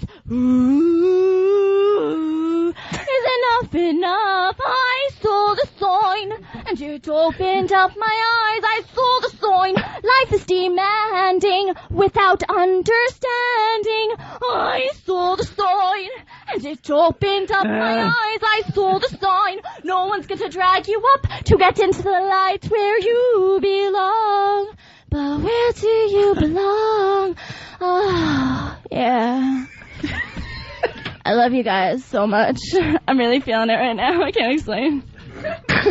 Oh my God. He's dancing. Yeah. No. I like this. Here in the music. Here we go. Here we go. I saw the sign, and it opened up my eyes, and I am happy not living without you. I left you. I saw the sign, and it opened up my eyes. I saw the sign. No one's going to drag you up to get into the light where you belong. I saw the sign. I saw the sign. I saw the sign. I saw the sign. I saw the sign. I saw the sign. I saw the sign. I saw the sign. I saw the sign. And it opened up my eyes. I saw the sign. That's terrible. I'm sorry. There you go, Pamela from Deer Park. Wow. That's the most committed thing I've ever seen. That was tremendous. That was unbelievable. Yeah. Louis C.K., great idea. 110%. Get that video up on YouTube immediately. She went 110% with that one. Oh, my God. Yeah. I think that time was better than the first, actually. Yeah, you were warmed up. Well, sure. You were warmed up. Yeah. Take two is definitely the one to go with. Yeah. Who's going to argue that? That's why they say one for safety, you know? Everyone's going, she's in college? Yeah, well. So let's plug your MySpace account. I don't know, like, it's myspace.com/weirdnumbers, but search Pamela Hartman. Pamela Hartman. Is that a bad mistake? Yeah, probably wouldn't be the smartest thing in the world. But, all right. /weird numbers. /weird numbers. I'm not a celebrity. I'm not like myspace.com/Jim Norton. I'm just a girl. She's not going to say that one. Yeah. All right, we'll link you on opieandanthony.com. Make a T-shirt. You'll be selling it. All right, we got to get out of here. Thank you, Pamela. You're welcome. We'll have you do that live at the next O&A event, okay? Yeah. Please. Yeah, excellent. Bill Burr, West Palm Beach. Yeah, West Palm Beach for New Year's, December 28th through the 31st. Louis C.K. on HBO and January 4th through 7th, Caroline's in New York City. Sweet. All right, we're out of here for a week or so. Yeah. See you at the Borgata. Oh, yeah, Jimmy at the Borgata, New Year's Eve. We'll all be there. Drew Boogie, get us out of here for a bit. Thanks, guys. Bye. It's the Opie and Anthony Show. The O&A virus spreading across America. Oh, he's gone? Leno on Thursday. Oh, yeah, we're going to be on Jay Leno on Thursday. That's right. We're flying right after the show today. Hence, the short week, I should say, for the Opie and Anthony Show. Right. And check out our commercial, the XM Opie and Anthony commercials up on Break.com, OpieandAnthony.com, and it's finally on TV, yes. Thanks, guys. Have a great holiday. We'll see you soon. The Opie and Anthony XM walkover begins now. Going. I like the lady just walked by with cat ears. I like to fucking take them off with an aluminum bat. Fucking just remove them with a bat unprovoked. Those were holy festive. Shit, look who I see ahead. What, Andrew? Fucking Andrew. Is it asshole? That's is it fucking Andrew. Is it giftless bum? What an asshole. No gifts for you, El Bummo. Andrew. You want to make news? Watch it when we kick him on the ground and punch him in the face. And then fuck his throat. Why not? I just threw that in there. Might as well get some pleasure out of it, huh? That's right. I'm a shock jock. Where the fuck were you Saturday? I was, yes, sir. I was from here 8:30 to 11:30. 8:30 to 11:30. We told you to show up at... He told me it was like 10ish. What? He told me like it was going to be about 10 o'clock. Hey, your leg's a little... 10? I know. No, we said to be there around noon. He didn't know it was afternoon. Noon on. We looked for you all the way up till 2:30. And then you know what? Also, I had other thing also because in the barroom machine they had only once a year the eye clinic. Eye clinic, you could have gotten your eyes totally taken care of, gotten glasses and new clothes. I know, but you have no idea what you missed on Saturday. Man proposes, God disposes sometimes in life, you know. Is he rhyming now? Enough of your stupid proverbs. Well, he didn't know. You missed out. In fairness, he didn't know it was the afternoon broadcast. Yeah, that's true. I mean, here's a BUM. I know. What's your What I watch? can say. Was your watch running a little slow? Hey, I'm talking. Oh. Did Catman throw you out of the spot? Pardon? Catman, did he throw you out of your spot? No. You know Catman, right? No. Kevin? I know Kevin. Kevin. How can he throw me out of my spot? No, Well, he was here when we were looking for you. No, I met Kevin this morning. Kevin, right. I met him this morning, the guy with the glasses. Yes. No, Dude, you ass. You have no idea what you missed. Do you know who Catman is? He's the guy with the black cat and the boxes that was set up over here. Yeah. Does he kick you out of your spot? Well, when he comes, I leave. Why? Yeah, see? Because I don't there's want a hierarchy. argument, you know. It's like a hyena and a lion. I don't want no argument with nobody, you know. Ashy his leg. What I'm going to fight for what? Oh, we're done with you. There's something Have a going nice on. life. We'll see you tomorrow. Oh, Andrew. Jesus. Well, maybe next year if you're still alive. Oh, look at Billy. Look at Billy. The holidays. It Jesus is. Christ, there you go. What a guy. You're a nice guy. He let us all down, though, man. He was going to be the star of the homeless shopping spree. That was very nice. And he wasn't Billy where he and was Louie. My girlfriend's a singer.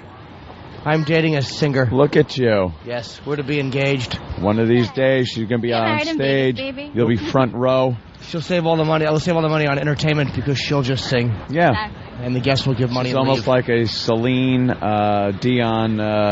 What's her husband's name? Fucking Renee. Renee, that old guy. Faggot name. Kind of He relationship. has cancer.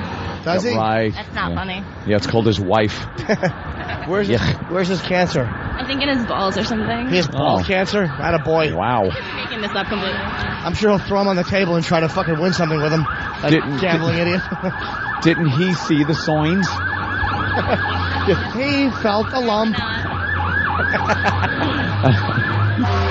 While going for a hump, he felt a lump.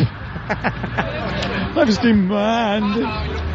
It's totally stuck in my head. Oh. Mr. Aiello?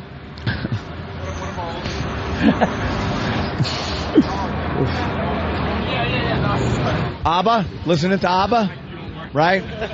Yeah, I don't think so. What are you listening to? ABBA? Wow.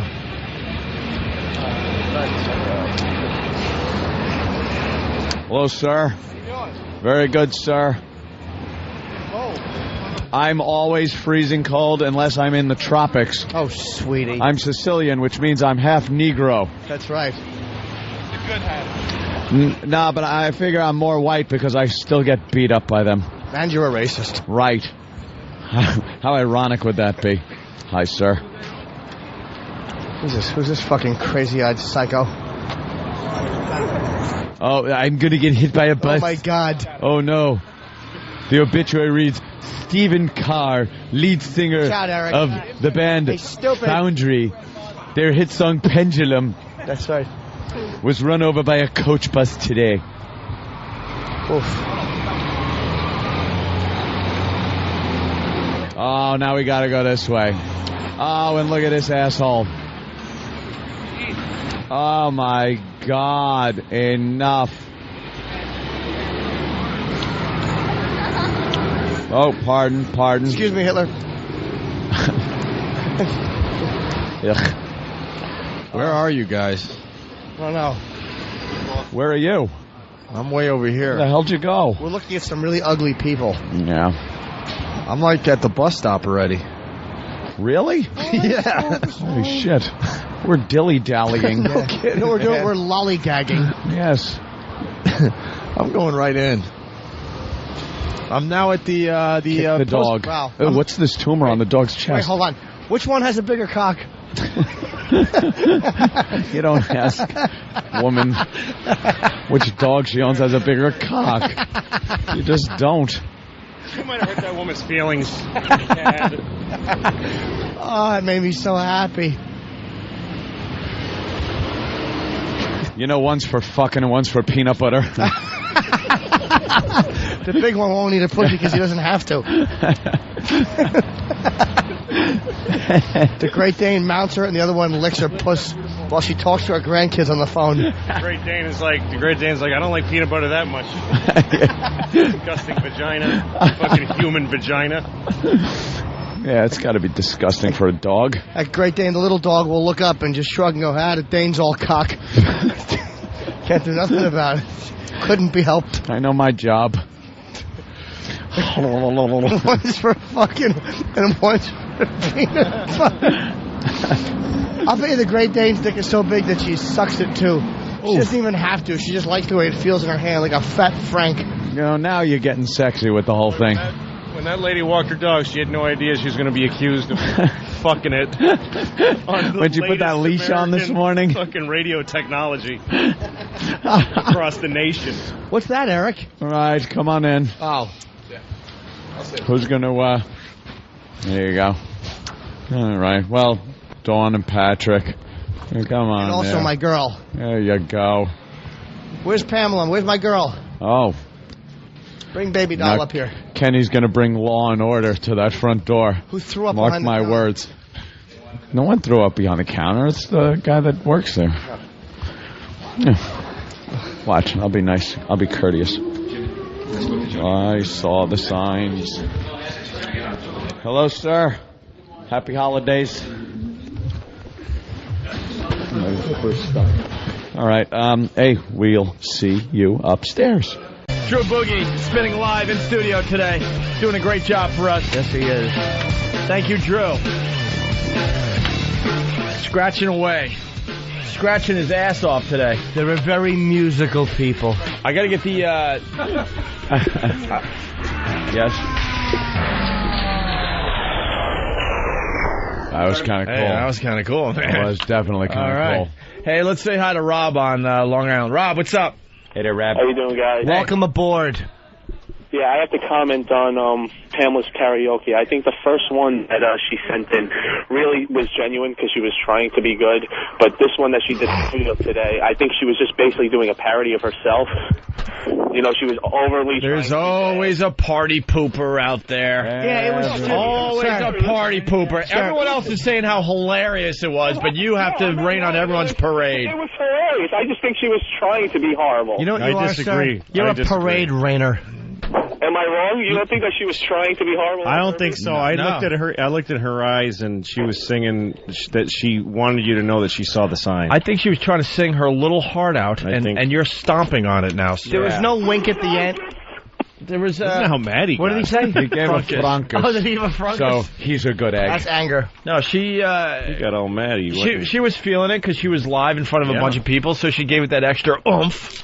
And that meant she was extra gyrating. horrible. She had her eyes closed. Yeah. She did a little dance. Put her hands up in the air. Oh, she was totally into it. That's why I love my Pammy. She dances. She saw the sign. My baby dances. Here, too. Of course she is here. Wherever I go, she goes. Our live studio audience. That's what it is with my Pammy. Let's go to Jeff in Pennsylvania. Jeff, what's up? Good morning, guys. Thanks for calling, Jeff. Hey, Jeff. Thanks, Jimmy. Hey, I just want to let you know, you guys should have really kicked Andrew in the crotch when you were walking over. I drove up from Pennsylvania to see him, bastard. I can't even tell you how annoyed I was to see him today. I know he's homeless and all that crap, but we told him for a month straight every time we saw him. People told him for his whole life date to get a job in a house. But he's not homeless because he's a prompt guy who goes after the brass ring. Hence the frustration. You're right. I have with him more than anger. He sees a brass ring and he sits on it and shits. Because our job is a great event, guys. Our job is to build up these guys. And so many people were looking forward to meeting them because we spent the time making them into something for our radio show. He was the Led Zeppelin. Right. And we ended up with Winger. A couple of zebras. Fucking Winger.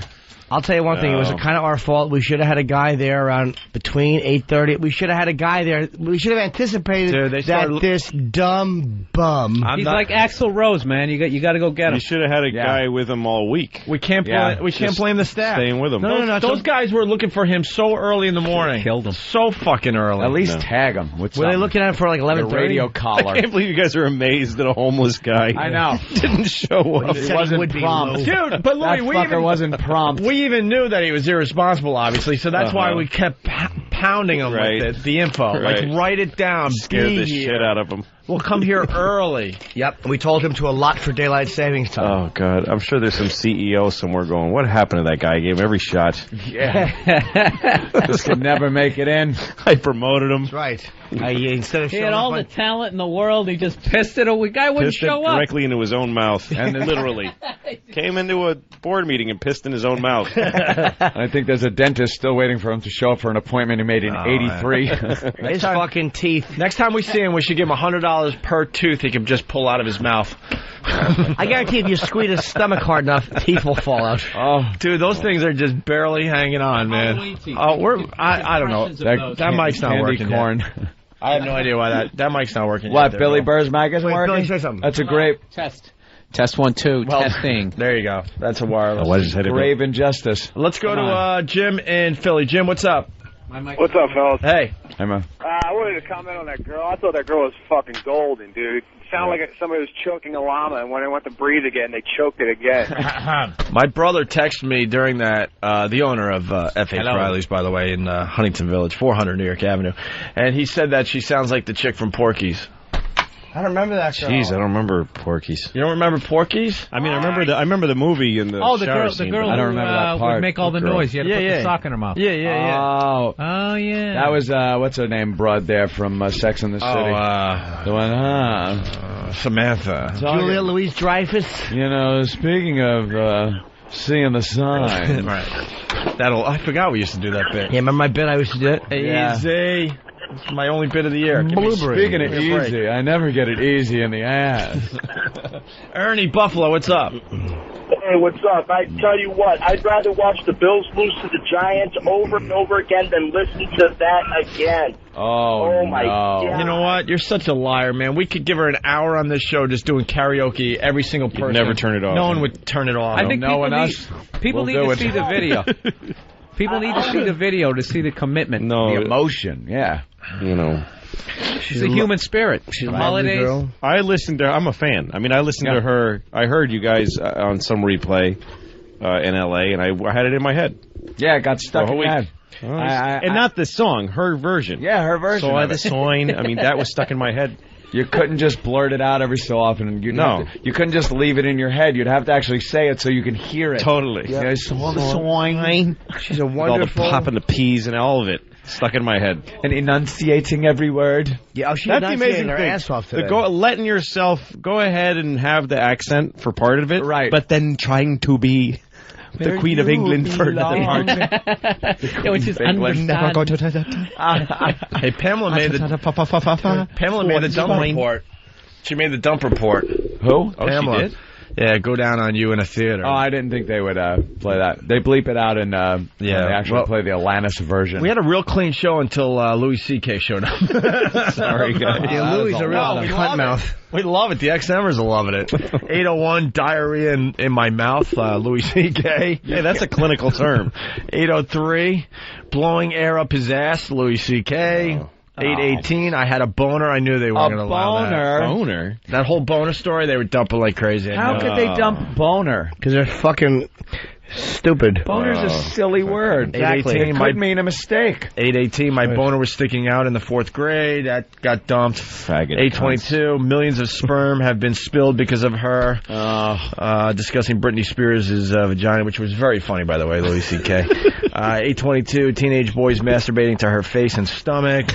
826, brutal sex with her from the front and back. Norton during discussion of Miss Teen USA. I think brutal's what got that beep. No, it's and back. Yeah, and this is so obviously the line of the day, and they didn't even hear it on the regular radio stations. 828, marble white vagina lips, just bloodied. Why can't Louis C.K. Can't describe the vagina. Really? You could say vagina, no description is allowed. How about what if a vagina fucking steals your wallet and you're trying to tell the police? Yeah, over the radio? Say black vagina. But that is a description. So when you lose your wallet, just call it NAACP. Hey, I want my wallet back. Anybody? All right. Norton tasted through ranch dressing, got dumped. What? But the kid's the one who jerked off.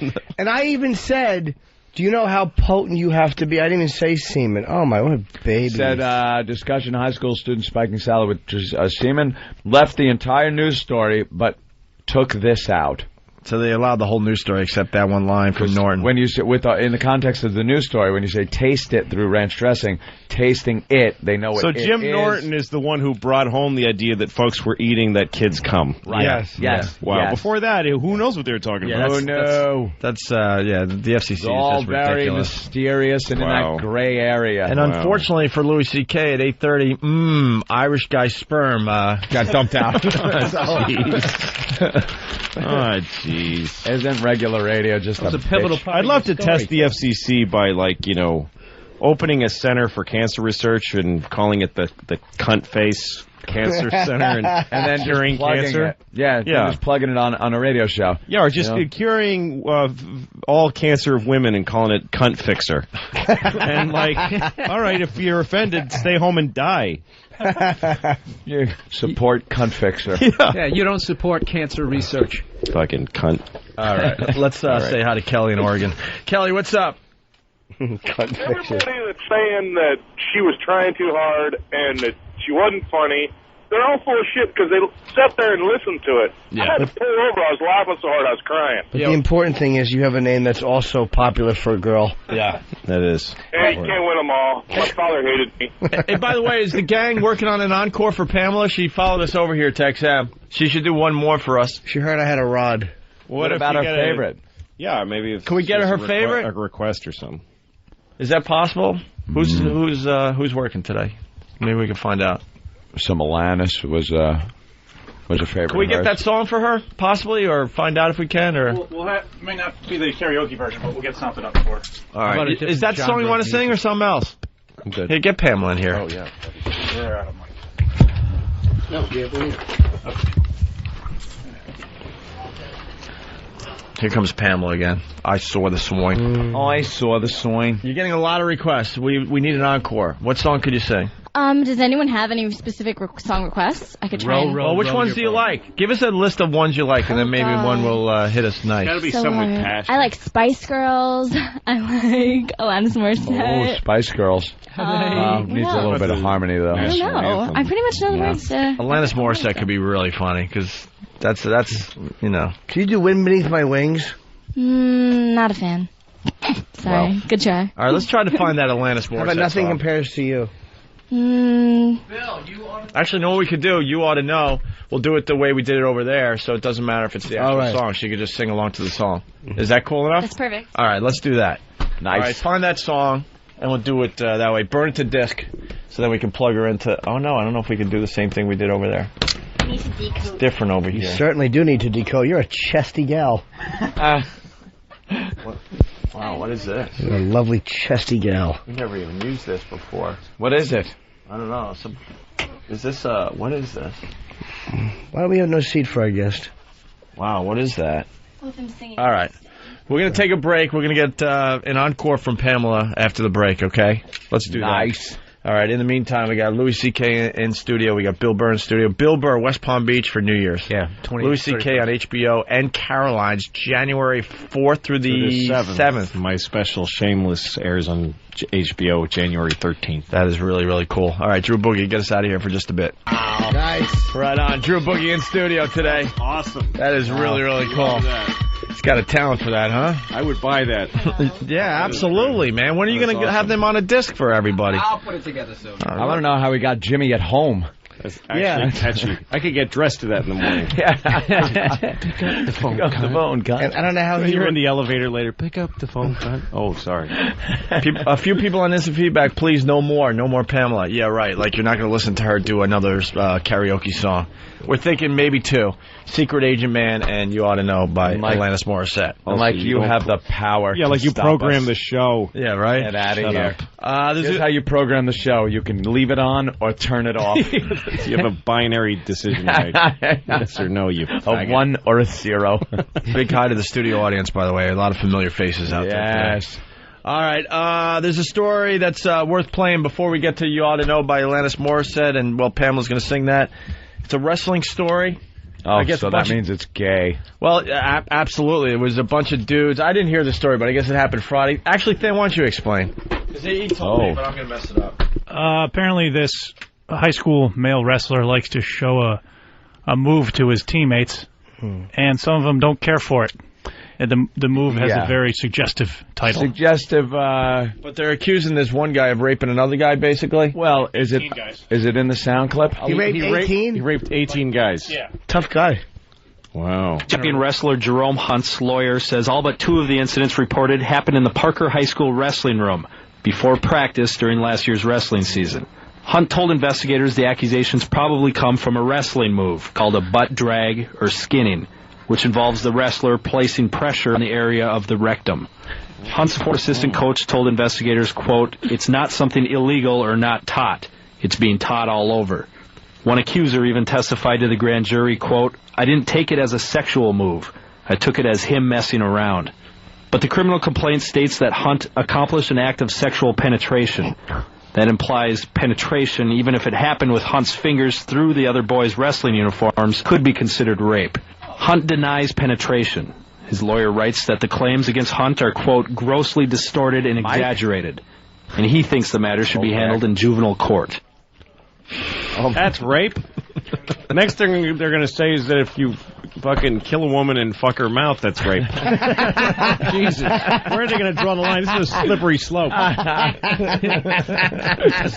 It's all semantics. The butt drag? It's called the butt drag, yeah. And you actually grab the guy's asshole and maybe shove a thumb in there? Yeah. Pick him up and pull like a pull bowling ball? Towards a choke move. Yeah. I've seen that. Yeah. Once you have a thumb or a finger up your ass, time to clean the cum up. Yeah. Time to call the match. Time to get the janitor out. It is truly match over. Get a gold medal doing just that. Picturing Jim with those fucking those wrestling things that the cover wrestling things that look like headphones. Yeah. Coming all over the mat. Well, no, you come right through. You come right through your old school thigh-high Roman Greco wrestling suit, and they see a big semen stain that everybody knows what just happened. You made a cumsy. The butt drag. The butt drag followed by the nut explosion. Oh my God! Nice. That would dribble. be the 2-point reversal when the other guy gets grossed out. Yeah, he's got his finger in your ass, and you gross him out. Yeah, because you're on your stomach just humping the mat while his thumb is lodged in your asshole, and he's trying to pull it out, but it's caught in a piece of skin. Oh, my God. You don't even move. You don't even try to defend yourself. You'd be like, you just turn around and look over your shoulder at him before the match starts. A little tear in your eye. Smack your butt cheek. That'd be hilarious. You throw your arms and legs out like you're going to make a snow angel, and you just let him do what he wants.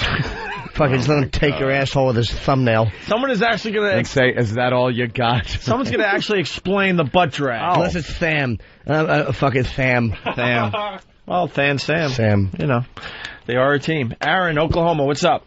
Good morning, boys. Hey. In wrestling, the butt drag is where a guy shoots in to get your legs, and you put one arm against his face, it's called a cross face, and then you jam your fingers in between his crack and then pull him away. That way he's off of your legs. Yeah. It's a delicious move. You'd love it. Yeah. Delicious move. So you have Jimmy, you've done the butt drag? I absolutely have done the butt drag, and I'll be in New York City this week if Jimmy wants me to do it to him. I will. I'd like you to do the butt drag to me, but do it with my mouth. Grab my mouth and just show me how you grab the asshole of another fucking braces-wearing high school boy. Show me with your mouth. Jesus, all High right. school sports are all gay, pretty much. I mean, I wanted to play football, and a friend of mine went out for the team, and they said you had to, the initiation rites, you had to jerk off in the shower in front of all the other guys. They tape your asshole shut with duct tape. You have to spread your cheeks, and I was like, well, I'm not going to play football because I'm not gay. Like, it's just you're gay. What's all that gay? Yeah, the gay stuff. What just happened, a few years ago with the football camp? Oh, with the they're shoving pine cones up the, That's what it all is. And then, like in the stuff like in Abu Ghraib, when they're having the Iraqis jack off in their face, and stuff, and like pointing their penises. And like, you know, George Bush and those guys that belong to that Skull and Bones thing, they're all fucking shoving their noses up each other's asses, and that's like American greatness is built on like sexual fucking this weird humiliation. My high school, they made these kids do like this race. You had to hold a cheese ball between your ass cheeks, run over, drop it into a Dixie cup, and these kids are telling me this shit, and it's just like, okay. Oh, can you believe someone would have anyone do that? Won't be playing football. That's just not how you do that. Fraternities were the same thing. Fraternities, all of them. Yeah, and you hear people, and then we shoved a fucking cucumber up his ass. Yeah. You want to play? Or a marshmallow. Well, cucumber would be gay. Marshmallow's totally acceptable. Wow. Hey, man, I was 18. I wanted to drink some beers with the sorority. Well, because a marshmallow is like a soft dick. There's nothing gay about that. Nothing gay. If your friend's soft, I didn't know I'd let somebody fuck me up the ass if they're soft. If they're hard, that's fucking queer. But shove your soft dick up my ass anytime. It's like, I'll wipe my ass with your soft dick. I don't care. Look, I was 7 hours away from home. I was just trying to get some new friends in college. I mean, did somebody shove a soft marshmallow up your ass? No one did the inserting. They had to pick a marshmallow. I inserted my own marshmallow with their ass cheeks, and then drop it like pilot to Bombardier. They had to like hit a mock model of the competing frat house that was on the floor. We were bombing so they went on a bombing run, where every aircraft was the Enola Gay. I had to waddle across the floor and find the other frat. That's great. That's really gay. Yeah, it's pretty bad. Mitch in Jersey. The Enola Gay lifts off from the tarmac, a deadly cargo in her belly. Hey, let's move on. Mitch in Jersey. Teenage boyish undershorts. Keep the show moving. Joe Kennedy Jr. died in a... Hey, guys. Hey. I was a wrestler in high school, and they absolutely taught it, but we called it checking the oil instead of the butt drag. And checking the oil. Well, this guy... There's no way to get a guy from stopping doing whatever he's doing and stuffing your thumb up his ass. Well, he's got a wrestling is Why don't gay. you just tap out? It just looks... And I professional wrestling, like WWE and stuff, looks gay enough. Burly guys, hugging each other and grabbing each other, putting their heads by their dicks and then slamming them on the mat and everything. But yeah, Jimmy. But regular, like, legitimate wrestling could be the gayest sport ever. They're grabbing each other everywhere. Yeah. And then I would see, like, a move in high school or junior high when they would try to get, like, regular gym class to learn how to wrestle.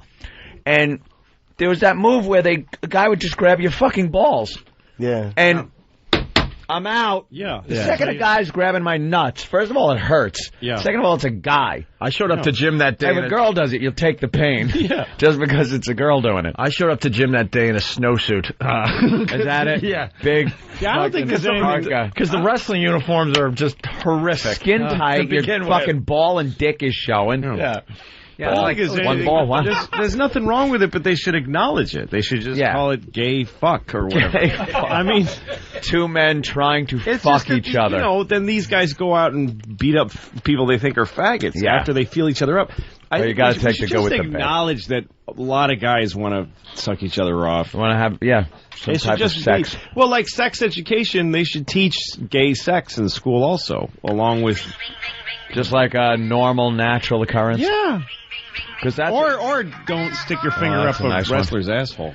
That wrestling though really is a competition of two guys raping each other. Yeah. Like, and the one guy will pin the guy and he wins the rape. No. Whoever got he wins the rape. Whoever got pinned is the winner. Rape. What's that? Whoever got pinned is the winner. Yeah. It all depends on what side of the fence. Quite literally. It's like rape. Let's go to Max. They're fighting. There's a struggle. Yeah. And then the other guy has to be in that submissive position where you can then fuck him. That's right. And they just kind of cut out the fucking part. Yeah. Like soft porn. Yeah, it's soft porn. It's hotel porn. Yes. Exactly. What was wrestling is hotel porn. Exactly. The rape is just outside the screen. Yeah. That's it.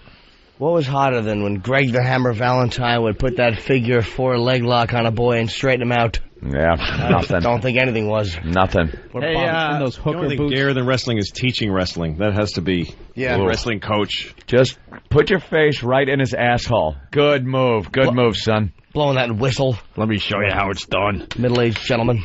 Max in Dallas, what's up? Good morning, boys. Hey, Max. I guess, Opie, you're the first person that's ever played Chubby Bunny with your asshole. Oh, Jesus. Hey, can we get Pamela in here, please? Oh, why? The conversation was getting really sexy. Where is Pamela? Is she ready for her encore? She's right out there. As Jimmy said, busty gal. Chesty. You are chesty. Is that a bad thing? Oh, whose phone is that? Not at all. Oh, Louis C.K. No, not me. Oh. You're a lovely girl, Pamela. Billy Burr? No. Is your mic on finally? Hi. Oh, there it is. Good? That's good. Yes, baby. So, and she needs headphones? I do. Well, she's got it here. I do. I'm a professional. I need Mine to move things along. All right, what's going to happen here is Pamela's going to do an encore. She's going to do Alanis Morissette. You ought to know. But we're doing Fantastic song. We're doing it our way. You don't get to hear the music. You just get to hear Pamela. Yeah. She'll hear the music. She'll hear the music. Okay, she will sing to it. Yeah, but you, the listener, you just get the isolated. This song's kind of Pamela dirty. voice. Is that okay? Yeah. We're on XM. This All right. fucking station, All right. we could do anything we want. That's See, right. I just proved it by dropping. I'm a nice girl, though. I don't usually, That's okay. Okay. It's dirty. It's a song. It's art. It's a performance. Yeah. Make sure her volume, is up pretty good, because when you sing, if the band's volume is a little low, you won't give it your all. Right. So this is Pamela. I saw the sign from Deer Park doing Alanis Morissette. Yes. You ought to know. Here we go. I'm ready. I want you to know that I'm happy for you. I wish nothing but the best for you both.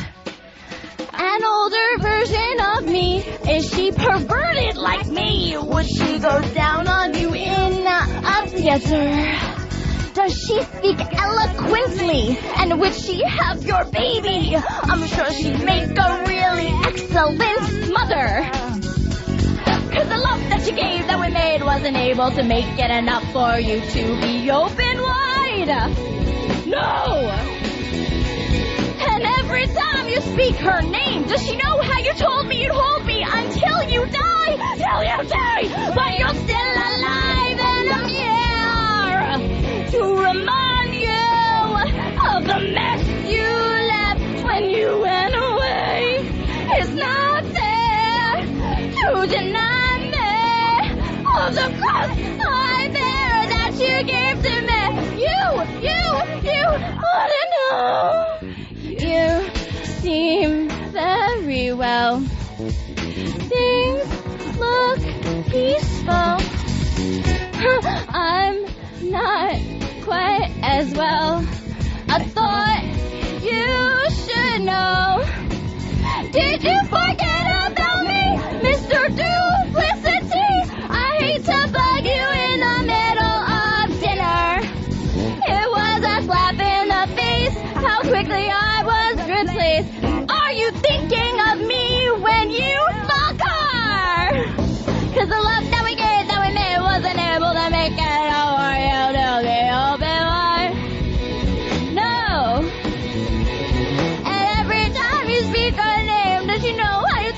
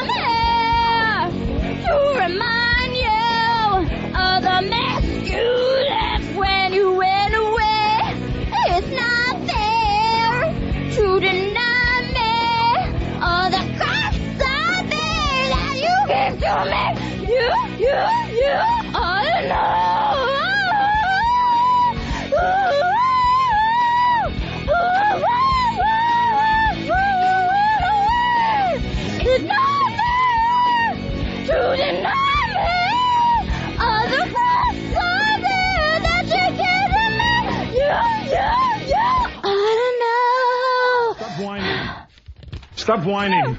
Stop it. Oh, my God. That was really intense. I really can't even Stop whining right now.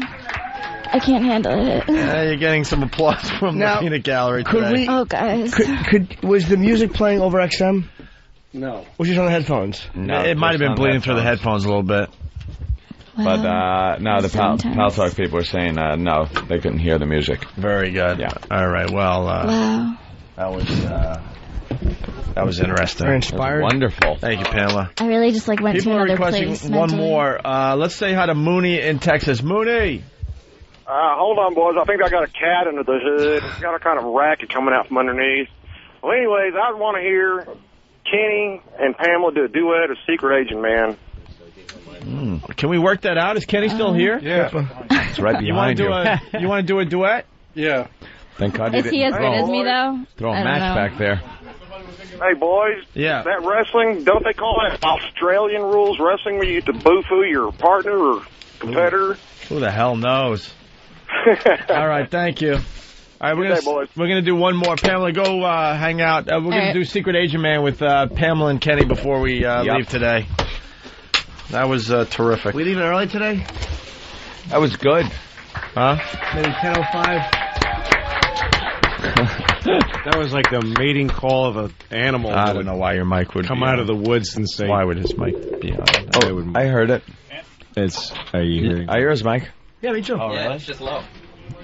Why don't I hear him anymore? I hear everyone's mic. How about mine? What about now? All right, yeah. Is that my fault? Yeah. By the way, Jimmy, the great almond controversy has been solved. An informant had told me, and I'm willing to rat him out, that Black Earl has been stealing your almonds and eating them by the fistful. Black Earl can do whatever Black Earl wants, as he took the photo of me with Sabbath. Black Earl has carte blanche in my life. Immunity. Whatever he wants, he gets. I buy him almonds if he wants them. Just thought I'd rat out a calling him Black Earl. He might like that. No, he likes to be called Black Earl. Yeah. It's because he wears black clothes every day. Yep. Every day of his life. Right. You should have seen when I called him when his name was Jim. I was watching a documentary about that. The nigger Jim thing with which book is it? Huck Finn, and how Ronald Reagan was going to give an award. Yes. And they told him, you're not supposed to say nigger Jim. Like, it's not okay for the president to say. Well, for an award, it's fine. And I'd like to point out nigger Jim as a wonderful piece of literature. Where's nigger Jim? Let's bring him up. Well, Mommy. And he looks at Baker. Yeah, he does. Like, you see him go, the wonderful stories of Huck Finn and his friend, Jim. Like, there's a pause where you know he went, oh, wait a minute, I'm not supposed to. His friend, oh, that's right. Nice guy, Jim. Ninny Jim. Ninny. What did they change his name to, Huck Finn? They never changed. They just took the book out, I think, in schools for a while. It gets pulled off the shelves occasionally. The African-American James. That's right. Right. Be nice, politically correct. That's the way that'll work. Absolutely. All right. We're going to take a break. When we get back, it's Secret Agent Man. Secret Agent Man? What are you highlighting parts? Well, Kenny's just going to do the chorus. I think that's how it's going to work. Oh, Pamela will do... Kenny will do the hook, whatever. I'd love to hear some harmonizing. I bet it would be beautiful. Yeah. All right. Well, why don't we take a break? We'll try to work the song so it'll work for Pamela and Kenny, and then we'll put that bit to bed. To grave. To grave. In the meantime, it's Drew Boogie live in studio scratching away for us. Drew, take it. Yeah, that's all right. Yeah, Drew Boogie live in studio today. Jimmy is so conducive to those things. Your fucking quotes are so great to just cut up like that. I didn't even see it. Here. My fucking foot. Oh yeah. Oh my God. He was asleep. I fell asleep, man. I've been up since yesterday. Dude, we are, let me tell you what we are as a show. Completely ready for vacation. We're Mabel Kinging to the finish line. She was the mother from What's Happening. Foot race between Mabel King and Gene the Dancing Machine in the last year of his life. Well, you don't know Mabel King? She played Roger's mother. She was Roger's mother on What's Happening. Oh, right. She died. She had her legs cut off due to diabetes. Really? As did Gene the Dancing Machine. An ironic twist of They both had their legs cut off? Yeah. Diabetes? Yeah. 5 minutes apart. Oh, that grape soda. It's a shame. Let's say hi to... I guess there's some controversy still over that party on Saturday. Mafia Life Chris wants in. All right. Hey, Chris, what's up? Hey, what's going on, guys? It was great seeing you at the party, man. Hey. Yeah, there's a big Ron and Fez Christmas party on Saturday. We all went and had a great time. Oh, cool. So I opened a door, though, and saw a man blowing a guy in a bunny suit. Wow. Hell of a party. Great party. Yes. The place is fucking packed, man. You know? Real quick, if you don't mind, I'm sorry to bring the show down if I do, but fucking, what's going to bring the show down? I just want to say that was pretty fucked up that Master Paul put his hands on French bread pizza. He's trying to get past that line to go say hello to Ronnie. Yeah. And, I don't know, he must have buckled under pressure or something, but he's like grabbing him, like making the girl cry, you know? I just want to do a big fuck you. This is so important. Wait, what happened? Mafia Life Chris, that he had to do it on the Ron and Fez show yesterday, and then a little recap on today's show. Apparently, there was some confusion as to if there was and where there was a VIP section at the Ron and Fez the .net party. And there was a small VIP section, and then a bigger section that wasn't VIP. I was sitting in the non-VIP section. Ooh. But a lot of people thought it was a VIP section. Man of the people, are you? I like. That's nice. I love the fans. I love the. I wanted to fucking punch people because here's the dilemma with that. Being in a section that was perceived as a VIP section, but not really, kept the normal people out because they thought it was VIP. But the drunks didn't care. They'll just stagger right up. So you're limiting yourself to only talking to drunken, babbling people who, if you don't keep eye contact and listen to every babbling, fucking spit-filled word that they're saying, you're the fucking asshole. Did anyone babble at you? Everyone babbled at me. And then there was a guy next to me with a joint hanging out of his mouth, yelling at Eastside Dave, fuck you, and then he turns to me to have a conversation about how long he's been listening and how the show was better back at NEW and things like that. So I was just like, and then I saw there's like 2 knives on the table. So I was like, you know, Poe's standing right there. I was like, Poe, could you maybe just get those knives off the table or something? And he took them off the table.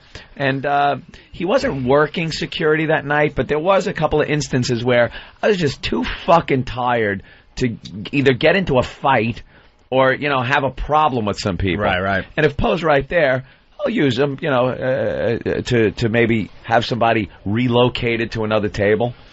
When the guy asked, did he like the old show better, did you ask him what his jerk-off message board name was? Yeah, exactly. I'm sure he wouldn't have told you. I'm sure he's one of those motherfuckers. But he was just like, he had a Band-Aid, one of those big fucking cartoon Band-Aids on his forehead. Like, obviously someone just popped him in the face. He's sitting in a crowded bar with a joint in his mouth.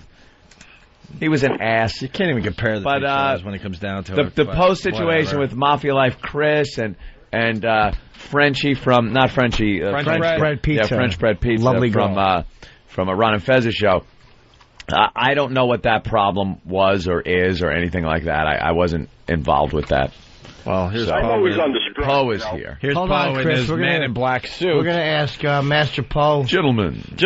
That clip-on tie, what's going on here? What's up, Poe? Good morning, gentlemen. How are we? Good. Right. Keep an eye out with that tie. Who am I talking to? Chris from Mafia Life. Chris again. Hey, Chris, how are you? What's up? Just a little louder? Well, so what's the beef? What's the beef, Chris? with me, I don't think he should have put his hands on a girl. That's my only problem, you know, and that's why I did call in for both shows, because I think it's important, you know, for people to know. Oh, it's very important. You know, you can do your job, and you know, but I feel he buckled under pressure. Now, I'll be a character witness here, because I did not see the instance that you are talking about, but I have seen on many occasions Poe in situations with crowds.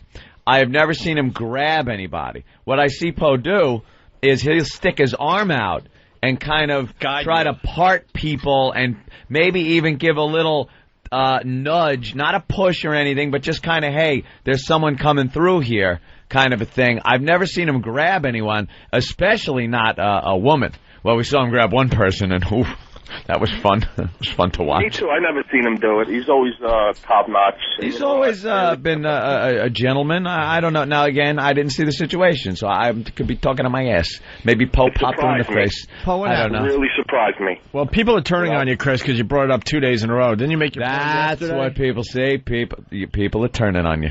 The feedback is not... I thought it should be known. Well, the feedback's not pretty for you right now, because they're like, didn't he make his point yesterday?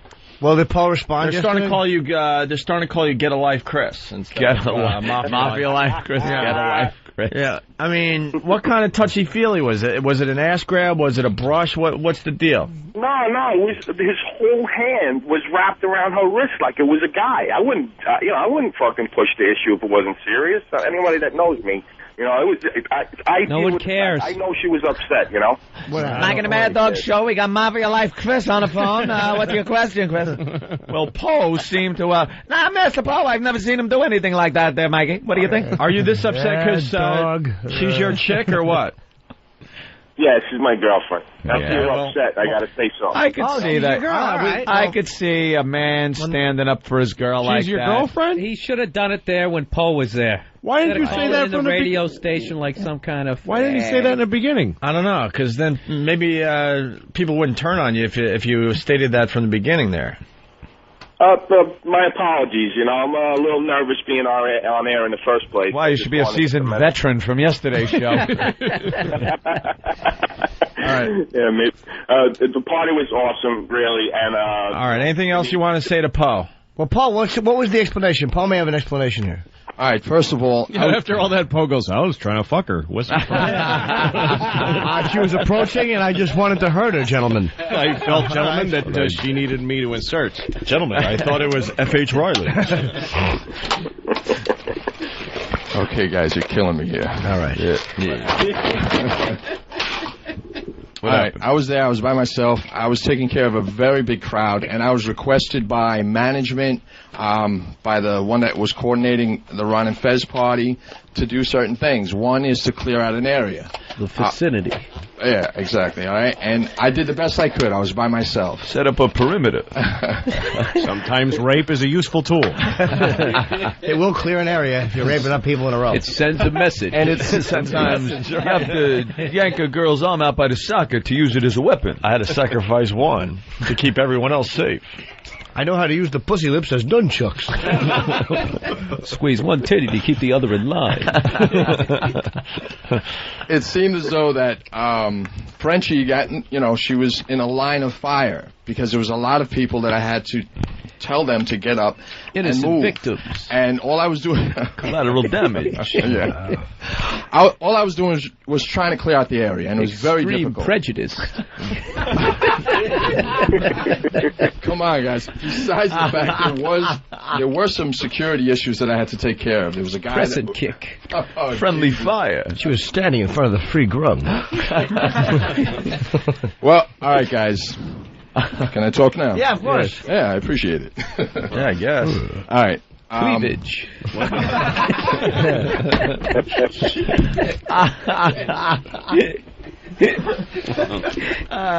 Shit. If I was disrespectful to Frenchie, I apologize. Out of order. Once again, if I was disrespectful to Frenchie, I don't think I was. But if I was, I apologize.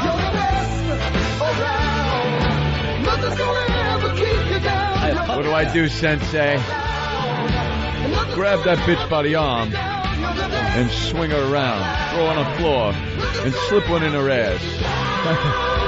Sweep the leg. A ponytail's a liability. I simply used an ass drag move on her. All right. One time, Mr. Miyagi fixed my leg and I came on his knuckles. All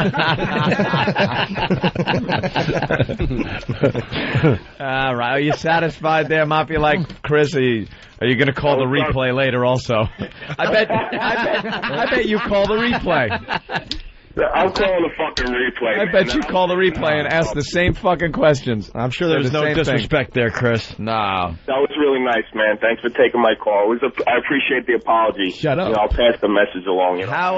Time at the party. I just want to know how is she doing? That's how she's doing. Yeah. Let's say hi to Brian in New Rochelle. Brian, what's up? I just wanted to defend Poe. I think he did a great job. I was standing next to him most of the night. I was the guy that won the beer chugging contest in the Samsung Helix. But I like Poe said, I think it's a yeah. I'm a little nervous. Sonny Ferrelli, what's up? Hey, you know, I saw Poe put Santa Claus in a headlock at Rivoli's, the Christmas party that the Pest had Sunday. Did you have to subdue Santa Claus? Paul, what's that about? He's shaking his head. Did he not bring you something when you were 6 and you finally saw him again? St. Nick, we have a score to settle. He touched me as a child. It's a dish best served cold. Well, Santa Claus wanted me to go on his lap, and I didn't want to have any of that. It brings back too many memories. It's the face or nowhere.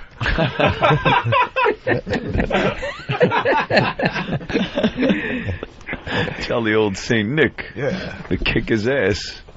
So you put him in a headlock? Put him in a headlock. He even took his wig off. What's wrong with you? It's Santa Claus. He was wigless? Jesus, poor guy. I felt festive. I wanted to big choke belt him buckle poses a threat. 9/11 security risk. All right, thanks, Sonny. Is this your last phone call for today, hopefully? All right, let's say hi to Lady Di. Lady Di. How you doing, guys? Hi. Happy holidays from me, Marion. Is it really? So, how is your son spending his holidays? I'm going to see him. Where is he spending it? He's going to be at my dad's house. What are you asking about my son for? Well, because it is Christmas. There. What did you get your son for Christmas? Yeah, what everybody wants to know. I'm going to get him a gift certificate for Christmas.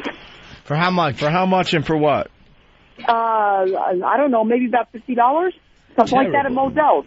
$50 Modell's gift certificate for the love of your life, son. What? He's a huge Giants fan. I'm probably going to do that. Yeah. He's a Giants fan. Good. He can be a fan of his mother. Yeah, and her liver. So that'll get him one of those imitation Giants jerseys. Spell with a J. Yeah. Hey, wait, hold on 1 second. That's a coincidence because Big Blue is what you'll be when you're dead. Excuse me. Hey, Di, you know what I want you to do for Christmas? I want you to put up Christmas lights with your grandson while he goes and gets the kitchen knife. You guys did a great job at the homeless shopping spree. Marion and I were there. Yeah, I want to thank you for blowing all the bums for us. That was very nice. Yeah. No, you guys did really. Jesus. Let's go to Hollywood. Joel. Yes. Finally. Joel McHale from The Soup, everyone. What's going on? One of my favorite shows on TV. How are you, Joel? Oh, yeah. I'm going to announce I'm going to be in a movie. Yeah? Are you? Bill Burr and I are remaking The Parent Trap. Ooh. Just want to be remake Face Off. We should. Maybe we should combine them. You got Louis C.K. in studio and Bill Burr. Hey. And the rest of the gang. Bunch of redheads. Yeah. All over the place in here now. I'm only red down. Where are you from? Boston? Who? Me? Joel? Oh, no, Seattle. Oh, good. Seattle. The other side of the country. Yeah, we have a lot of clammy skin, and you can't tell the women from the men. A fucking Christmas treeless airport. I'm sorry about that. Yeah, I personally apologize. That, actually. Now, Joel, I hear a year-end wrap-up in the future. Well, kind of. Yeah? Everyone I does them. things down last night at around 12. Yeah? Do you want me to start? I would like a little info on some of the big major events that Soup's going to be covering. All right. Well, the story of the year has got to be Britney's twat, right? Britney's twat. Yes, it was a very exciting year for Britney's vagina. It's a big one. And I just enjoy the different tactics that all the entertainment shows are using to cover it up. Sometimes it's like an Entertainment Tonight logo. Other times it's an oops. Like in one of those Batman Pow Punch logo things. One time they used a black cock. That was interesting. We're actually putting a picture of baby's head coming out of it. You know, crowning Britney. You know, it'd be funny if they covered it with Terry Schiavo's face. If they just picked the worst things out of the news to cover it. Fucking Adam Walsh's hat. Oh, fuck. Terry Schiavo's 30% brain matter that was left. Ryan Seacrest. Ryan Seacrest covering the vag. Yeah, you got to keep it clean for TV. A little bit. That's a good one. From what I hear, that's the closest they'll ever get. But I'm not saying anything, Joel. I know you got to see him in the hallway. We just hear things. That's all. Well, I don't really see him. I have to look down to see him. Yeah, you have to avert your eyes, right? Well, no, because he's 4'11". Oh, right, okay. Well, yes, I do have to avert my eyes, of course. There's a mandate. I hear that was something just if he was going to work on E, it was going to be nobody. Yes. Nobody. We had to clear the hallways, no eye contact. We had to go through his people just to ask him things. Yeah, it's got to be Who is that? Bitch. Seacrest. No, I made up Seacrest a lot of out. Seacrest out. Seacrest, ugh. He left? No. No. Well, yeah, he did leave with a lot of money, and he's coming back in 3 weeks. He must make like the entire budget for your show, right? Talented guy. Oh, he makes. I'm not joking. 7 times our budget. 7 times the entire budget for the Soup. Yeah. He got like a 3-year, $25 million deal. But really, how much could it be to pay you and keep a green screen from getting creases in it? That's pretty much your show, isn't it? Set aside. You'd be amazed at how expensive that green screen is. That thing is like remaking the Titanic every week. Hey, you and Hal Sparks are fighting? Well, he used to be the host of the Soup, or... He gave a quote in the New York Times article. It says, Joel seems to have no problem picking at me, Mr. Sparks said in a telephone interview, but I would remind him that he may be making fun of me now, but at some point in his life, he too will be a former Talk Soup host. He should think about that. Well, how about I would like to remind him that I'm not going to be on Celebrity Paranormal Project. There you go. No, don't talk too fast. How about an Academy Award nominated former host of the Soup? How about that? How about that? Yeah, deal with it. Yeah, I don't know if you've seen some. We would have made fun of him had he not been on Celebrity Paranormal Project. But you had to make fun of him. You guys seen that show? Yeah, it sucked. Gary Busey just asking for unsolicited hugs from no-name play. I don't even know who they were. It was great. Jimmy played a good trick, wasn't it, on Hal Sparks? Was it him? Did you really? At Collins' show. Oh, one of the things we used to love to do at Tough Crowd was... It's a great gag. It's funny. I would stand in the doorway, and like the regulars, like Patrice and a couple other guys would be in the green room. So whoever was on that week, I would start asking them a question. I'd be like, "So what have you been doing? You been on the road?" And they go, "Well, yeah." And as soon as they start getting a roll, I would slam the door and walk out. So their fucking mid-sentence was cut off. Fucking Colbert loved it. Jeff Garland tolerated it. Most people enjoyed it, but Hal. Couldn't take it. He didn't like it. Well, that might be funny if you know someone, or it's funnier if you don't. Of course it is. Of course, so much funnier. If someone asked me a question and I started answering seriously, and they slammed the door in my face and were gone, I would be fucking pissing myself laughing. Awesome. If you knew that fucking but see, it's even funnier for other people that he took offense to it. That makes it, for me, funnier. The way it would work is it bothered him. As someone was talking, faggot. I'd be standing. I don't even know the guy. I'm just hate him now from just this conversation. Yeah. I'd be standing with my fucking arm propped up, and Patrice would be laughing already because he knew where I would. He knew what was coming. I would keep goading somebody with questions until I got the right roll going. So we were all laughing, and they had no idea. They thought I was telling a great story. and he's just being set up. Oh, is he? I'm in the doorway. That should be a show in itself. Right. The Slam the Door reality show. You can cover it on the Soup. Where you fucking I would watch that. That would be a great talk show. And have real guests of weight like Paul Newman, What was it like working on the Sting? Well, I tell you, slam. Shut up, you old fuck. Shut up. Click. Close the door. And then you could interview like Terry Schiavo's husband. Oh, right. What was the last thing she said to you? And then you think you got him, but that was actually the last thing she said to you. Right. And then we could talk to you right after you slam the door. Yeah. You got to make sure the hinges are oiled, because the creaking, he might think she's back. Like, do you think that was a perfect opportunity for the slam right there, or should you have gone in during that abortion story? Sure. Should I The thing with this Hal Sparks guy, though, is being the host of that show, Soup, the whole point of it is making fun of everybody on television. Yeah, if people... So then he leaves and wants... Yeah. So then he leaves and then doesn't want to be You're on made the other fun of. side of the line. You can't demand respect from Yeah, it's not like we go, all right, today we are going to ream Daniel Day-Lewis. Yeah. You know, he never does anything. I'm getting an idea. The door slam bit during the Chris Hansen pedophile show. Oh, the pedophile just gets up and slams the door in Chris Hansen's face when he's talking to him about sex with underage children. What are you doing here? Huh? That's it. What? What are you doing here? What are you doing here? Hi, how are you? No, take a seat, take a seat. And they all sit down. Because they're still hard. And it's like, I might still get laid. Might be the last fuck of my life, but I'm going to get it. No, he's like hoping... I hope this guy's leaving, because I really want to fuck somebody here. I gotta fuck this chick. Was this guy on the internet, too?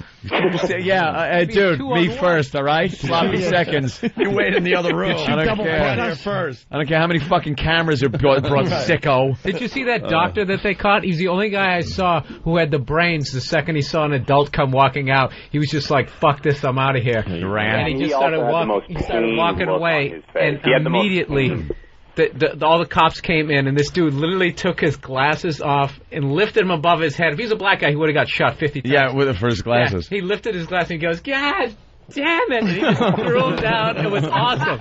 Do you know what has to go through a man's head at that moment where you walk out of the house, you think maybe you're going to get away, and just... Get on the ground, and you're like, all of a sudden, the wife, the kids, work, everything is just raped in prison. And then getting out and having a bumper sticker that says, I fucked a kid for the rest of your life. Yeah. Some kind of... And half the guys were from India, which was really weird. Really? Yeah, there was really? Well, Indian women don't shave their fucking... You ever see Indian pussy? It's fucking awful. So they just don't want it on the subway. Grown in the first place. It was well timed though, Lou.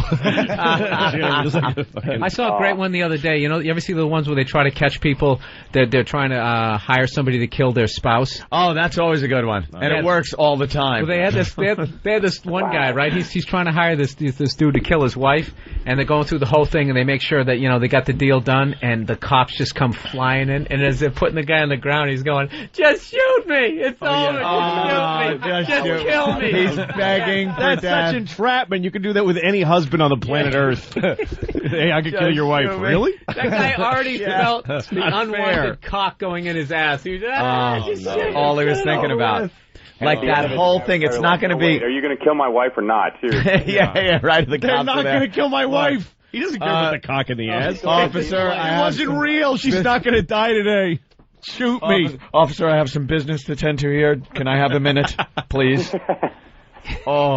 Yeah, because all you're thinking is that like the process, from that moment for the rest of your life. It's not like, all right, what is this going to be, 10, 20 minutes and we're through? It's like, from here, the rest of your life is now something completely different than it was 3 seconds ago. You would have a bad reputation if you had committed murder. Right. Yeah. Even over, there's that thing like, he wanted to kill his wife, so he hired somebody. But with a pedophile thing, that's it. You leave the country.